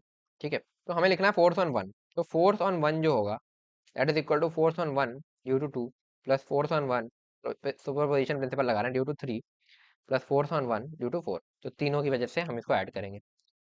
ठीक है, लिखते हैं फोर्स ऑन 1 ड्यू टू 2 क्या होगा, अब मैं 1/4 को के लिख रहा हूँ, ठीक है, थोड़ा सा इजी करने के लिए, जल्दी जल्दी करने के लिए। तो हम लिखेंगे के, इसका मैग्नीट्यूड क्या है क्यू, और टू वाले का मैग्नीट्यूड क्या है क्यू, तो सबका मैग्नीट्यूड क्यू ही है, तो Q into Q, Q square लिख दिया, बाय ऑन 1/2 लिख रहे हैं, है ना, तो R1 बार माइनस R2 बार लिखेंगे, ठीक है, इसका होल क्यूब इंटू R1 बार माइनस R2 बार, ठीक है, प्लस अगले वाले को लिखेंगे के क्यू स्क्वायर, अगेन इसमें भी क्यू और क्यू ही है दोनों, अपॉन R1 बार माइनस R3 बार का क्यूब इंटू R1 बार माइनस R3, ठीक है, प्लस 4 वाले की वजह से लिखेंगे के Q square by R1 bar minus R4 बार का क्यूब इंटू R1 बार माइनस R4 बार, ठीक है। अब जरा R1 R2 R3 R4 को जरा हम लिख ही लेते हैं एक बार, है ना, तो यहाँ पे ही लिख रहा हूँ, जो R1 है, R1 बेसिकली क्या है, 0 i cap plus 0 j cap plus 0 k cap, मतलब ओरिजिन ही है। R2 बार अगर मैं लिखना चाहूँ तो ध्यान से देखना, R2 कैसा है भाई, यहाँ पर है, तो ये क्या है, this plus this plus this, यानी कि इसकी पोजीशन क्या है, एक्स में भी बन गए हैं, फिर वाई में बन गए हैं, और फिर जेड में बन गए हैं, तब हम यहाँ पहुंचे हैं, चाहे जैसे जाओ, जेड में बन गए हैं, एक्स में बन गए हैं, वाई में बन गए हैं, ठीक है, तो तीनों में वन वन बन गए हैं, तो इसका पोजीशन वेक्टर बेसिकली ये है 1 1 1, इसकी पोजीशन जो है, तो हम इसको लिख सकते हैं i cap plus j cap plus k cap, 1 i cap plus 1 j cap plus 1 k cap. Similarly R3 की बात करेंगे, R3 की पोजीशन देखना जरा, R3 है, तो जेड में बन गए, वाई में बन गए, या फिर ऐसे चले जाओ, वाई में बन गए, जेड में बन गए, एक्स में कुछ भी नहीं गए, तो इसकी पोजीशन क्या है बेसिकली, 0 गए एक्स में, 1 गए वाई में, 1 गए जेड में, तो ये हो जाएगा 0 i कैप रहेगा, ठीक है, तो केवल j कैप प्लस के कैप बनेगा ये। और ऐसे ही R4 बार अगर मैं लिखना चाहूँ तो उसको देखते हैं, R4 ये वाला है, ठीक है, ये, तो इसमें हम एक्स में बन गए, फिर जेड में बन गए, चाहे जेड में बन गए, एक्स में बन गए, वाई में कुछ नहीं गए, तो ये बनेगी पोजीशन 1, एक्स में 1, वाई में 0, जेड में 1, तो ये बनेगी i cap plus k cap, ठीक है, तो ये भी बन गया, सारे लिख लिए, इनके मैग्नीट्यूड भी यहीं के यहीं हम लिखते चले, चलो अच्छा नीचे जाते हैं। पहला है के, अच्छा के क्यू स्क्वायर सब में कॉमन है, तो इसको बाहर निकाल लेते हैं। अब R1 बार माइनस R2 बार, यानी कि दिस माइनस दिस, साफ साफ देखो, 0 i कैप माइनस आई, 0 - 1 0 - 1 0 - 1, तो minus i cap minus j cap minus k cap दिख रहा होगा तुम्हें, R1 माइनस R2 अगर मैं करता हूँ, तो वही लिखना है हमें यहाँ पे, minus i cap minus j cap minus k cap upon इस R1 माइनस R2 का मैग्नीट्यूड, तो 1 1 1 है, अंडर रूट 1 का स्क्वायर प्लस 1 का स्क्वायर प्लस 1 का स्क्वायर, यानी कि √3, है ना। अच्छा एक चीज गड़बड़ हो गई, ये a = 1 होता तो ऐसा होता, ये बेसिकली हमारा 1 1 1 नहीं है, ये ए है, ए गए ए गए ए गए, ठीक है, ये वाला भी 0 a a है, ठीक है, ऐसा, ये वाला भी a 0 a है, और ये तो 0 0 0 है, ये तो बेसिकली यहाँ पर ai cap aj cap ak cap होगा, ये a से मल्टीप्लाई कर दो सबको, बेसिकली अगर 1 होता तब ऐसा होता है, तो ये ऐसा है, ठीक है, तो यहाँ पर एक a भी आएगा, है ना, इन सबके साथ a आएगा एक, ठीक है, इस पूरे वेक्टर के साथ, अपॉन इसका मैग्नीट्यूड क्या हो जाएगा, फिर √3a हो जाएगा, ठीक है, ये,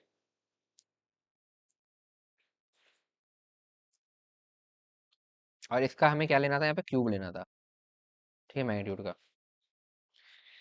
चलो ये हो गया, ये पहला टर्म आया, एक मिनट इसमें बड़ा ब्रैकेट लगा देते हैं, ये पहला टर्म आया इसकी वजह से, फिर दूसरे वाले का लिखोगे, के क्यू स्क्वायर हमने पहले कॉमन निकाल लिया, R1 माइनस R3, तो R1 माइनस R3 क्या बनेगा, 0 माइनस माइनस जे माइनस के, ठीक है, तो ये बनेगा minus j cap minus k cap, A से मल्टीप्लाइड तो था ही, क्योंकि minus aj cap minus ak cap है ना, इस तरीके से, अपॉन ये बनेगा माइनस जे माइनस के का कितना हो जाएगा, √2, है ना, और ये तो रहेगा ही, ये मैग्नीट्यूड हो गया, इसका क्यूब करेंगे, ठीक है, ये हो गया second term, plus third term इसकी वजह से आएगा, R1 - R4, तो R1 - R4 करना, 0 0 0 माइनस आई माइनस के, ठीक है, तो माइनस आई माइनस के, तो minus i cap minus k cap, direction होगी ये होगा ए, और नीचे होगा फिर वही √2a बनेगा मैग्नीट्यूड इसका, दिख भी रहा है,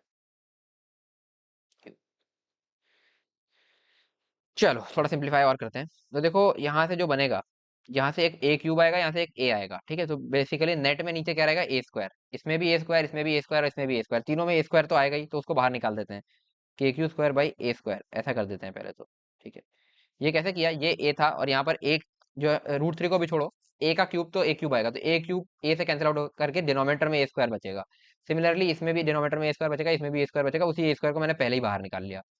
अब अंदर आते हैं, ठीक है। माइनस आई माइनस जे माइनस के अपॉन √3 का क्यूब हो जाएगा 3√3, ठीक है। प्लस अगला टर्म बनेगा ये -j cap -k cap upon √2 का क्यूब बनेगा 2√2,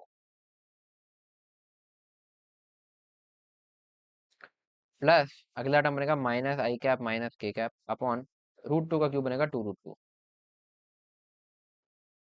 तो ये होगा। अब इसको सिंप्लीफाई तुम कर सकते हो, 3√3 इंटू 2√2 को मल्टीप्लाई करोगे 6√6 कर लो, एलसीएम लेकर के यहाँ पे 6√6, फिर इनको सिंप्लीफाई कर लेना यार अपने आप, ठीक है।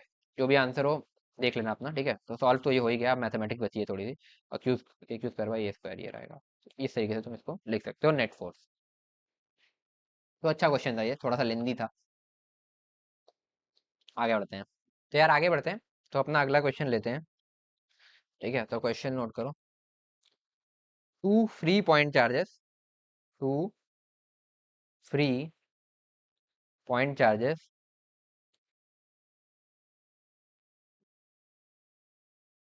+q and +4q +q and +4q are at a distance L apart, are at distance L apart, ठीक है। A third charge is so placed that a third charge is so placed, यार क्या कर रहा हूँ, that a third charge is so placed that the entire system is in equilibrium। ये वाला question JEE main का बहुत फेवरेट है, बहुत बार आता है।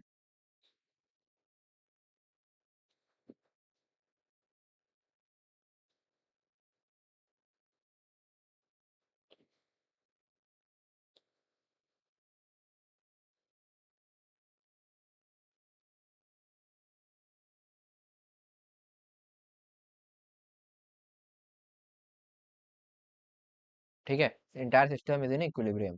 जेई मेन में से थोड़ा आसान वर्जन आता है, वो भी मैं तो दिखाऊंगा।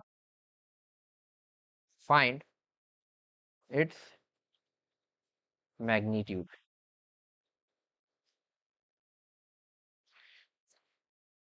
ठीक है, एज वेल एज पोजीशन।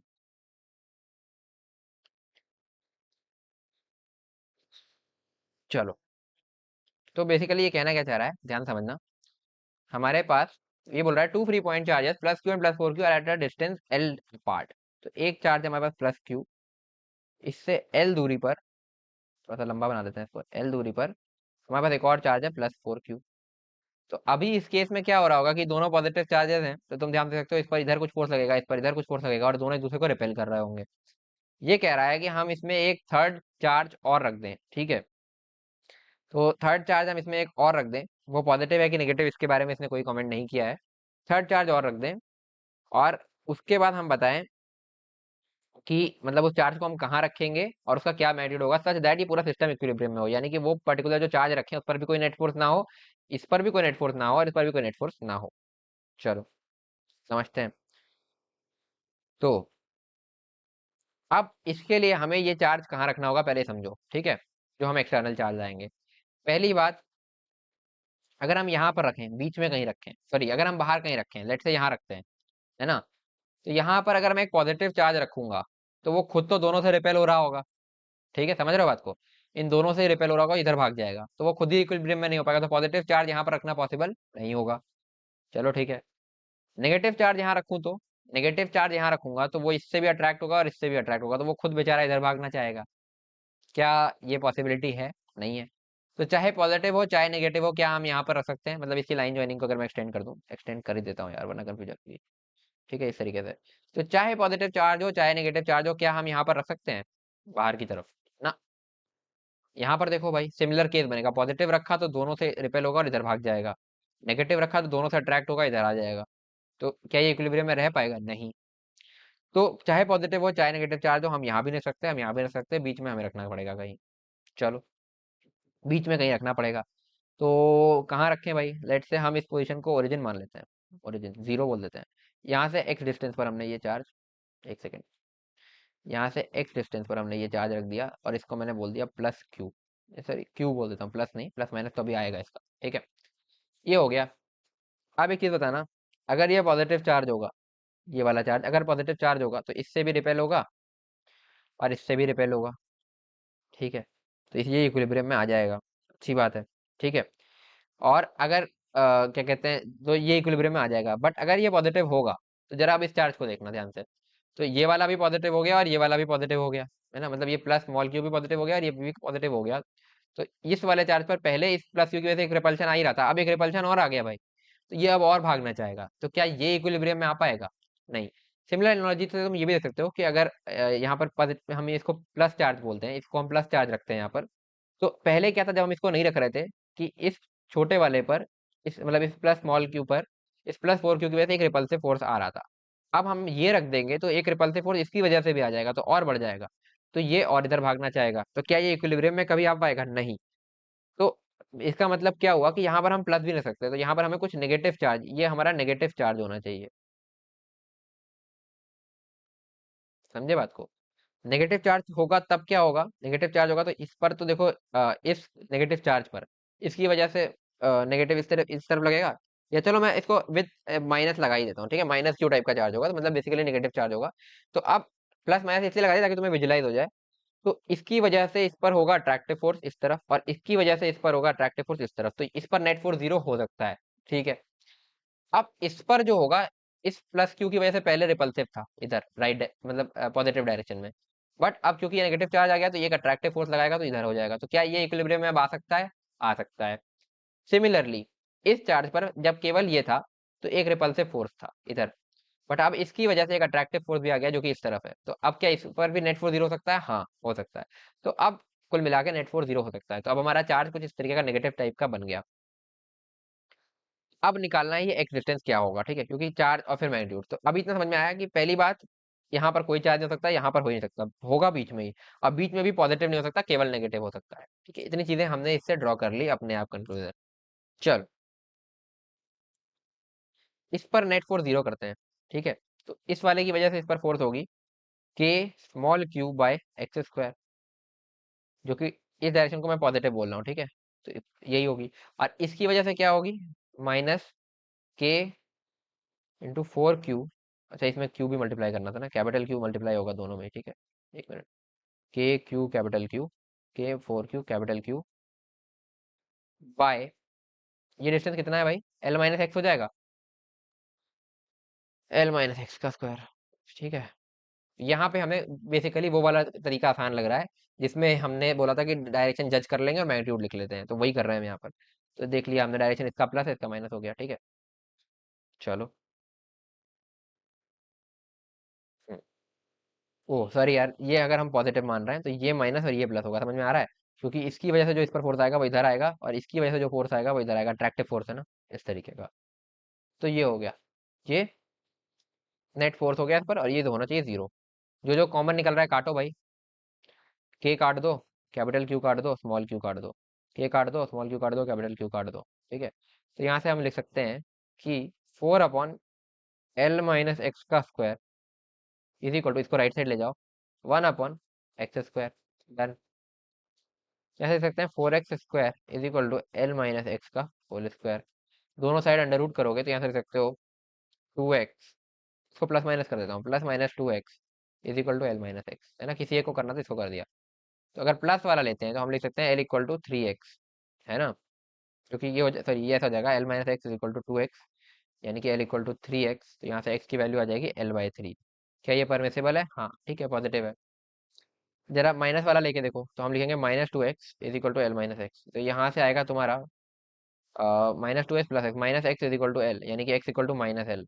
क्या ये हो सकता है? नहीं, डिस्टेंस है ना, नेगेटिव नहीं हो सकता, तो ये गलत है। ये मत सोचना कि X equal to minus L का मतलब है कि इधर कहीं रख दिया, क्योंकि फिर तो हम वैसा कर ही नहीं रहे ना, हम तो मैग्नीट्यूड वाइज जज कर रहे हैं चीजों को। तो हमारे एनालॉजी के हिसाब से ये डिस्टेंस है, तो डिस्टेंस नेगेटिव नहीं हो सकता है, ठीक है। और वो तो तुम वैसे भी देख सकते हो कि इस तरफ तो कहीं पॉसिबिलिटी ही नहीं है, क्योंकि वो फिर इक्विलिब्रियम हो ही नहीं पाएगा, ठीक है। तो हमारा आंसर हो गया x = L/3। तो L/3 पोजीशन पर रखा होगा बेसिकली। अब हमारी सिचुएशन और थोड़ी क्लियर हो गई। ये था +q, ये था 4q, +4q, इनके बीच का डिस्टेंस था कितना, L। अब हमने यहाँ से L/3 पर एक चार्ज रखा है जिसका मैग्नीट्यूड है माइनस, कुछ -q टाइप का चार्ज है, ठीक है। तो पोजीशन तो इसकी आ गई कि x = L/3, मतलब इस q से L/3 दूरी पर। अब इसका मैग्नीट्यूड भी निकाल दो भाई। मैग्नीट्यूड निकालने के लिए क्या करें, नेट फोर्स जीरो करना है, ठीक है। करते हैं किसी एक पर, लेट से मैं इस पर नेट फोर्स जीरो कर देता हूँ। मैं बोलूंगा इसकी वजह से जो इस पर फोर्स आएगा वो आएगा k × 4q × q/L², और ये इस तरफ होगा। और इसकी वजह से जो फोर्स आएगा उसका डायरेक्शन ये होगा, और मैग्नीट्यूड क्या होगा, k × q/4 × 4q/2L/3 का क्यूब। तो ये हो जाएगा, और ये नेट आना चाहिए जीरो, ठीक है। चलो इसको सॉल्व करते हैं। तो k q q, के सॉरी दोनों नहीं कटेंगे, यही तो गड़बड़ कर रहा था, ठीक है। तो के क्यू, ठीक है। एक क्यू इसमें अलग है ना, इसमें कैपिटल क्यू है। तो ये बनेगा, ये क्यूब क्यों किया है, यहाँ पे स्क्वायर होगा ना, ठीक है। तो ये बनेगा अपना, नीचे लिख रहा हूँ यहाँ पे, 4 स्मॉल क्यू/L² = 4 कैपिटल क्यू/2L/3 का स्क्वायर करूंगा तो ये बनेगा 4L² / 9। तो वो 9 ऊपर ले आते हैं यहाँ पे, ऐसा। अब इसको सिंप्लीफाई बस करना है, ठीक है। तो L² से L² कैंसिल आउट, 4 से 4 कैंसिल आउट, तो Q की वैल्यू आएगी 4Q/9, ठीक है।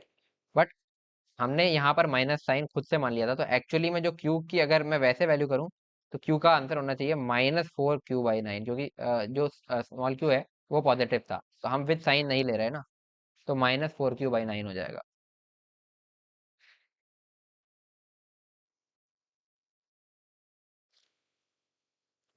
ठीक है, -Q समझ में आया ना, क्योंकि Q पॉजिटिव थे ना, ये सब पॉजिटिव थे, तो बेसिकली ये नेगेटिव चार्ज होगा, बस यही है, ठीक है। तो नेगेटिव चार्ज होगा, उसकी वैल्यू ये होगी, उसका क्या कहते हैं पोजीशन ये होगा। ये सब हमने कैसे जज किया, ये बहुत लंबा प्रोसीजर था जो अभी हमने पूरा ऊपर डिस्कस किया है। तो नहीं समझ में आया तो एक बार रिवाइंड करके इस क्वेश्चन को फिर से देखना, आई थिंक क्लियर हो जाएगा। मैं एक बार समराइज कर देता हूँ। पहली बात, हमने जज किया कि चार्ज कहाँ कहाँ रख सकते हैं, तो हमें पता चला यहाँ नहीं रख सकते, यहाँ नहीं रख सकते। फिर हमें पता चला बीच में कहीं रख सकते हैं, फिर बीच में भी हमने ये एनालाइज करा कि यहाँ पे पॉजिटिव नहीं हो सकता ये चार्ज, ठीक है, तो नेगेटिव ही होगा। तो हमने वहां तक एनालाइज कर लिया। अब पोजीशन के लिए हमने क्या किया, इस चार्ज को कहीं x दूरी पर माना, और फिर हमने नेट फोर्स को जीरो किया इस पर। इसकी वजह से फोर्स इधर आई, इसकी वजह से इस पर फोर्स इधर आई, ठीक है, सॉरी, इसकी वजह से इधर आई और इसकी वजह से इधर आई, अट्रैक्टिव फोर्स थी। नेट फोर्स जीरो करा तो यहाँ से x की तुम्हें दो वैल्यू मिलेगी, L/3 और -L। -L नहीं हो सकता क्योंकि x हमारे हिसाब से डिस्टेंस था, डिस्टेंस नेगेटिव नहीं हो सकता है, ठीक है। ये मत सोचना कि लेफ्ट साइड में L चले गए तो फिर तो तुम्हारा पूरा कॉन्सेप्ट ही बिगड़ जाएगा, फिर तुम तो साइन को भी चार्ज से ले रहे हो, वो वेक्टर वाले फॉर्म में करते तो करते, तो वो नहीं करना है, ठीक है। तो ये नहीं हो सकता, और वैसे भी तुम देख सकते हो कि लेफ्ट साइड में पॉसिबिलिटी ही नहीं थी। तो ये हो गया, पोजीशन आ गई। पोजीशन आने के बाद अब तुम्हें नेट फोर्स जीरो करना है, तो इस पर हमने नेट फोर्स जीरो कर दिया। इसकी वजह से जो फोर्स आएगा वो रिपल्सिव आएगा इस तरफ, जो कि हमने लिखा k × 4Q × Q/L²। इसकी वजह से जो फोर्स आएगा वो अट्रैक्टिव आएगा इस तरफ, वो होगा -k × 4Q, k × 4Q/2L/3 का होल क्यूब, 2L/3 का होल स्क्वायर। 2L/3 कहाँ से आया, ये L/3 था, ये L था टोटल, तो ये 2L/3 हो जाएगा, ठीक है। इनको जीरो किया, क्यू की वैल्यू आ गई, ये पॉजिटिव आ रही है क्योंकि हमने यहाँ पर इस माइनस को अपने आप कंसीडर करके रिपल्सिव फोर्स खुद से जज कर दिया था। अगर तुम इसको +Q लिखते और फिर फोर्स वैसे लिखते k/Q/Q/L² और फिर उसके बाद इसको अपने हिसाब से माइनस लाने देते, बहुत कॉम्प्लिकेटेड हो जाता, बेकार हो जाता, उसका कोई फायदा नहीं है। इससे अच्छा है कि मैग्नीट्यूड निकाल लो। तो Q का मैग्नीट्यूड 4Q/9 आया, ठीक है। बट क्या वो पॉजिटिव चार्ज है, नहीं, वो नेगेटिव चार्ज है, तो इस तरीके से आंसर लिखेंगे, ठीक है, ये ध्यान रखना। जो मैंने तुम्हें सबसे पहले बताया था कि जब हम इस तरीके से कर रहे हैं कि मैग्नीट्यूड और डायरेक्शन खुद जज कर रहे हैं तो साइन नहीं लगाते चार्ज पर। वो बिल्कुल दिमाग में रखना, ये कंफ्यूजन बच्चों को बहुत बात तक रहता है। और अगर तुम्हें अभी इसके बाद भी कंफ्यूजन हो तो मेरे से टेलीग्राम ग्रुप पे और यहाँ पर भी पूछ सकते हो, मैं तुम्हें री एक्सप्लेन कर दूंगा बाद में, ठीक है, अलग से। तो ये गलती नहीं होनी चाहिए। चलो आगे बढ़ते हैं अगले क्वेश्चन की तरफ। तो आगे बढ़ते हैं, अगले क्वेश्चन को लिखते हैं, ठीक है। तो क्वेश्चन है तुम्हारा, ये क्वेश्चन यार काफी कॉमन क्वेश्चन है, तुम्हें हर टीचर कराते हुए मिल जाएगा, ठीक है। और ये आता भी है जेईई मेन में। तो देखते हैं इसको। तो इसमें बोल रहा है, two identical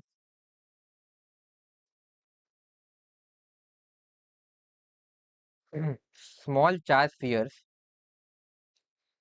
small charge spheres,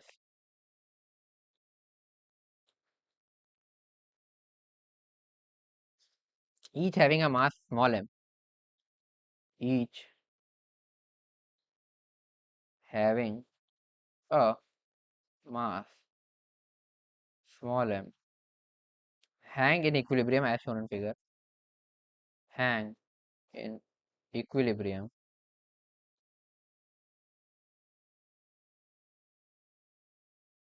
as shown in figure, ठीक है. The length of each string is L. The length of each string is L, and the angle made by any string with the vertical and the angle made by any string with the vertical is theta. ठीक है. Find the magnitude of the charge on each sphere.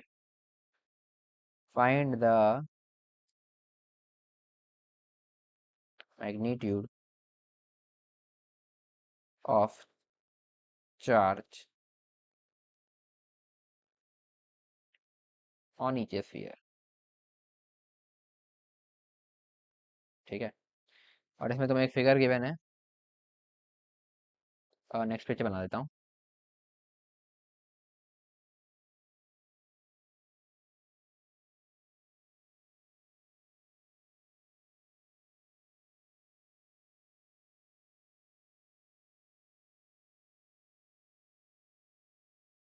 This is theta. This is theta. Its length is L. This is the charge Q. Q. मास इसका भी m है, इसका भी m है. ठीक है. So two identical small charge spheres, each having a mass m, hang in equilibrium as shown on figure. The length of each string is L, and the angle made by any string with the vertical is theta. ठीक है, यही चीज लिखी है. Find the magnitude of charge on each sphere. तो इस Q की value अपने को बतानी है इसमें. ठीक है. किसके टर्म में बताओगे? वही mm की टर्म से बताओगे. चलो. ये एंगल थीटा है. ये क्यों है अभी तुम्हें दिख जाएगा. ठीक है. ये दोनों चार्जेस इक्वल है. ठीक है. ये काम करता हूँ, फिगर थोड़ा उधर बना लेता हूँ, मेरे को भी इसकी जरूरत पड़ेगी. है ना. ठीक है. तो अभी ये इक्विलिब्रियम में है, तो फोर्सेस लिखते हैं भाई. किसी एक चार्ज को पकड़ो. लेट से मैं इसकी बात करता हूँ. इस पर हम फोर्सेस लिखते हैं. तो इस पर एक तो लग रहा होगा इसका वेट, क्योंकि होगा ऐसे वर्टिकली डाउनवर्ड, mg. एक लग रहा होगा इस स्ट्रिंग का टेंशन,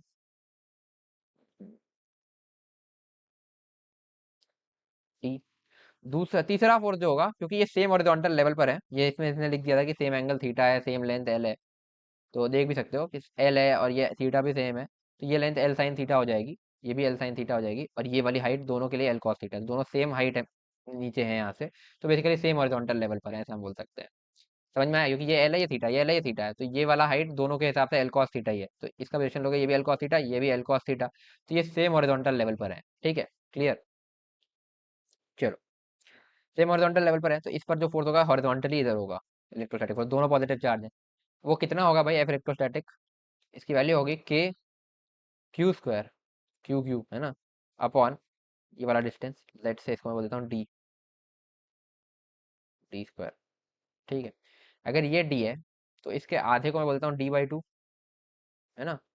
और डी बाई टू एक्चुअली में है क्या, अगर ये लेंथ देखो ध्यान से, तो ये एल है, तो ये वाली लेंथ जो होगी एल कॉस थीटा होगी, ये होगी एल साइन थीटा. तो हम लिख सकते हैं कि डी बाई टू जो एक्चुअली में है, वो है क्या, एल साइन थीटा. तो डी क्या है, टू एल साइन थीटा. समझे. वैसे भी दिख रहा है फिगर में, देख के समझ में आ जाना चाहिए, आगे तुम्हें आने लगेगा. ये एल है तो ये एल साइन थीटा है, ये एल है तो ये एल साइन थीटा है, तो टोटल कितना, L sine theta plus L sine theta, यानी कि two L sine theta. Figure देख के समझ में आ जाना चाहिए. ठीक है. और तुम ट्वेल्थ के हो, तो मैं तुमसे एक्सपेक्ट करता हूँ शायद तुम्हें ये आता हो. नहीं आता हो तो आ जाएगा, अभी एक साल और है. ठीक है जी. ये क्वेश्चंस करते करते आती है चीजें. केवल लेक्चर्स देखोगे तो नहीं आएगी. तो क्वेश्चन साथ में प्रैक्टिस करते रहना. ठीक है. तो एल साइन थीटा. डन. एक बार अभी ये वाला डायग्राम फिर से बनाते हैं, ठीक है। ये मैं पूरा नीचे ले चलता हूँ यहाँ से, ठीक है, इसकी मेरे को जरूरत पड़ेगी। चलो, ये आ गया, ठीक है, ये था, है ना।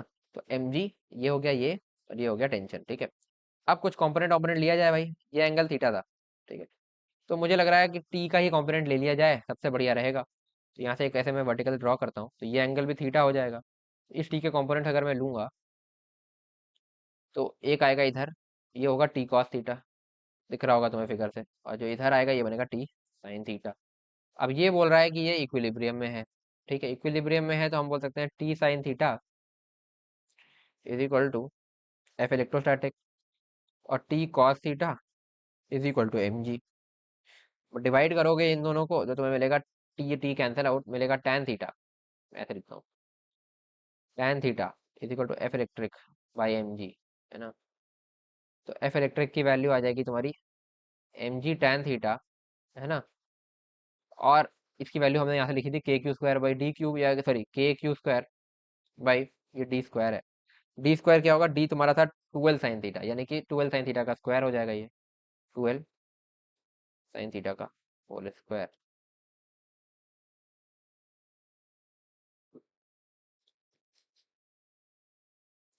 तो यहाँ से क्यू की वैल्यू लिखनी है ना अपने को, शायद क्यू ही पूछा था ना। हाँ, क्यू ही पूछा था। तो क्यू लिखेंगे, क्यू स्क्वायर की वैल्यू आएगी m g tan theta by k into 12 sine theta whole square. तो क्यू की वैल्यू हो जाएगी root m g tan theta by k into में 12 साइन थीटा। ये हो जाएगा आंसर तुम्हारा, ठीक है। बहुत गंदा आंसर है बट यही है, ठीक है। तो यही था, ये दोनों सेम चार्ज भी थे ना, इसीलिए इक्विलिब्रियम, ये देखो सिमेट्रिकल सिचुएशन बन गई, सेम चार्ज अमाउंट था, सेम मास था, तो ये बेसिकली सेम चार्जेस है, इस वजह से ये सेम हॉरिजॉन्टल लेवल पर आए, क्योंकि इनका इलेक्ट्रोस्टैटिक फोर्स सेम हो जाएगा। ये थीटा बनाएगा, ठीक है। और फिर ये एल कॉस थीटा ही बनेगा, ठीक है। चलो, अगर ये अनइक्वल चार्जेस होते, ये टू क्यू होता, ये क्यू होता, ये फोर क्यू होता, ये क्यू होता, तो ये सिमेट्रिकल सिचुएशन नहीं मिलती। वो क्यों नहीं मिलती, वो अभी अगला क्वेश्चन हम जो करेंगे उससे तुम्हें समझ में आएगी, ठीक है। चलो, तो नोट करो अगला question.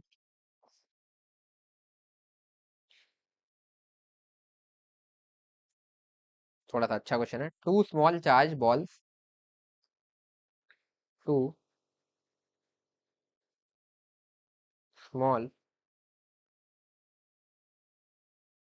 Charged balls of masses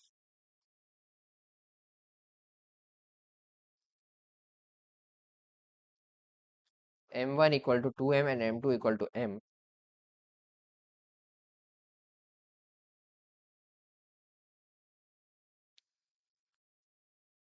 have unequal positive charge on, have unequal positive charge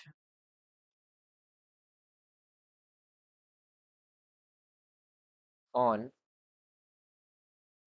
them, ठीक है। both balls are suspended by,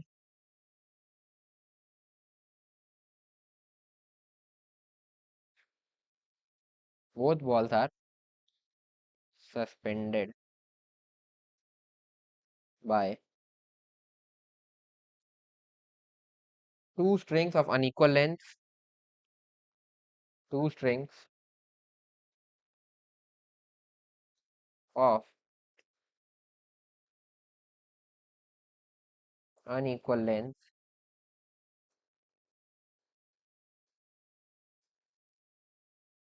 from a common point such that,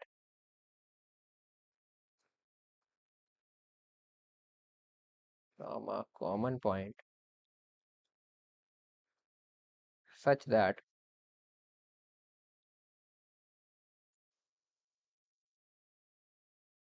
from a common point such that the in equilibrium both the balls are on same horizontal level. In equilibrium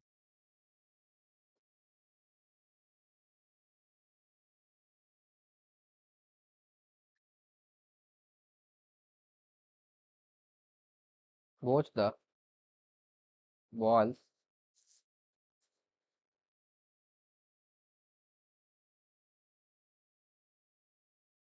are on same horizontal level.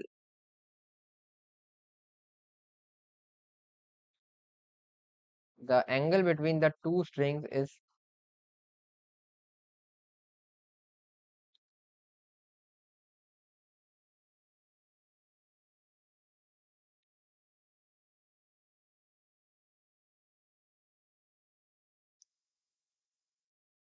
theta equal to 45 degree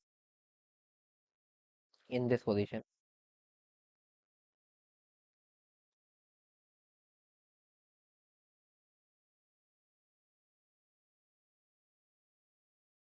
Find the electrostatic force between the balls in this position. Find the electrostatic force between the balls in this position. ठीक है, और इसमें एक figure given है, ये है ceiling,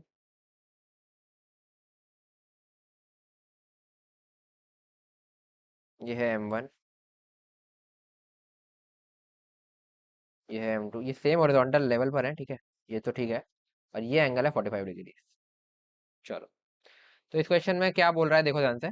ठीक है, इसे बोल रहा है two small charge balls of masses M1 equal to 2m, M2 equal to m, इनका मास अलग अलग है, have unequal positive charge on them, इन पे चार्जेस भी अलग अलग है। पिछले क्वेश्चन में जैसे दोनों सेम थे। Both balls are suspended by two strings of unequal length, length भी अलग अलग है, सब कुछ अलग अलग दे दिया। ठीक है, from a common point such that in equilibrium both the balls are on same horizontal level। तो ये सेम horizontal level पर है, ये एक चीज इसने साथ साथ दे दी। ठीक है, सेम horizontal level कहाँ गया भाई। ठीक है, the angle between the strings is 45 degree, ये भी एक इन्फॉर्मेशन थी कि ये एंगल टोटल 45 डिग्री है। ठीक है, find the electrostatic force between the balls in this position. ठीक है, तो बेसिकली इनके मासेस डिफरेंट है, इनके चार्जेस भी डिफरेंट है, जो तुम्हें गिवन नहीं है। मासेस गिवन है, चार्जेस गिवन नहीं है। ठीक है, ये स्ट्रिंग्स की लेंथ भी, अगर इसकी एल है इसकी एल डैश है, अलग अलग है, जैसे पिछले क्वेश्चन में सब कुछ सेम था, और बस ये एंगल 45 दिया है। तो एक चीज ये बताओ, अगर मैं यहाँ से एक वर्टिकल ड्रॉ करूँ, ठीक है, वर्टिकल ड्रॉ करूँ, तो क्या मैं इसको 45 का आधा, यानी कि तुम्हारा हो गया 22.5 और 22.5 बोल सकता हूँ इनको? तो इसका आंसर है नहीं बोल सकता, क्योंकि सिमेट्रिकल सिचुएशन नहीं है। सिमेट्रिकल होती तो बोल सकते थे। ठीक है, तो ये तुम्हें हिंट मैंने दिया कि इसको इक्वल नहीं बोल सकते, क्योंकि अब की बार ये लेंथ एल है, ये एल डैश है। ठीक है, ये एंगल कुछ अलग अलग, इसको थीटा 1 मान लो, इसको थीटा 2 मान लो, क्योंकि ये अलग अलग ही होंगे। सेम तभी होते अगर ये भी एम होते, ये क्यू होते, और ये एल होता, सिचुएशन सेम होती। पर सिचुएशन सेम नहीं है, आपकी बार ये एल और एल डैश है, ये M1 M2 है, और यहाँ पर Q1 Q2 टाइप का आएगा। ठीक है, सब कुछ अलग अलग है।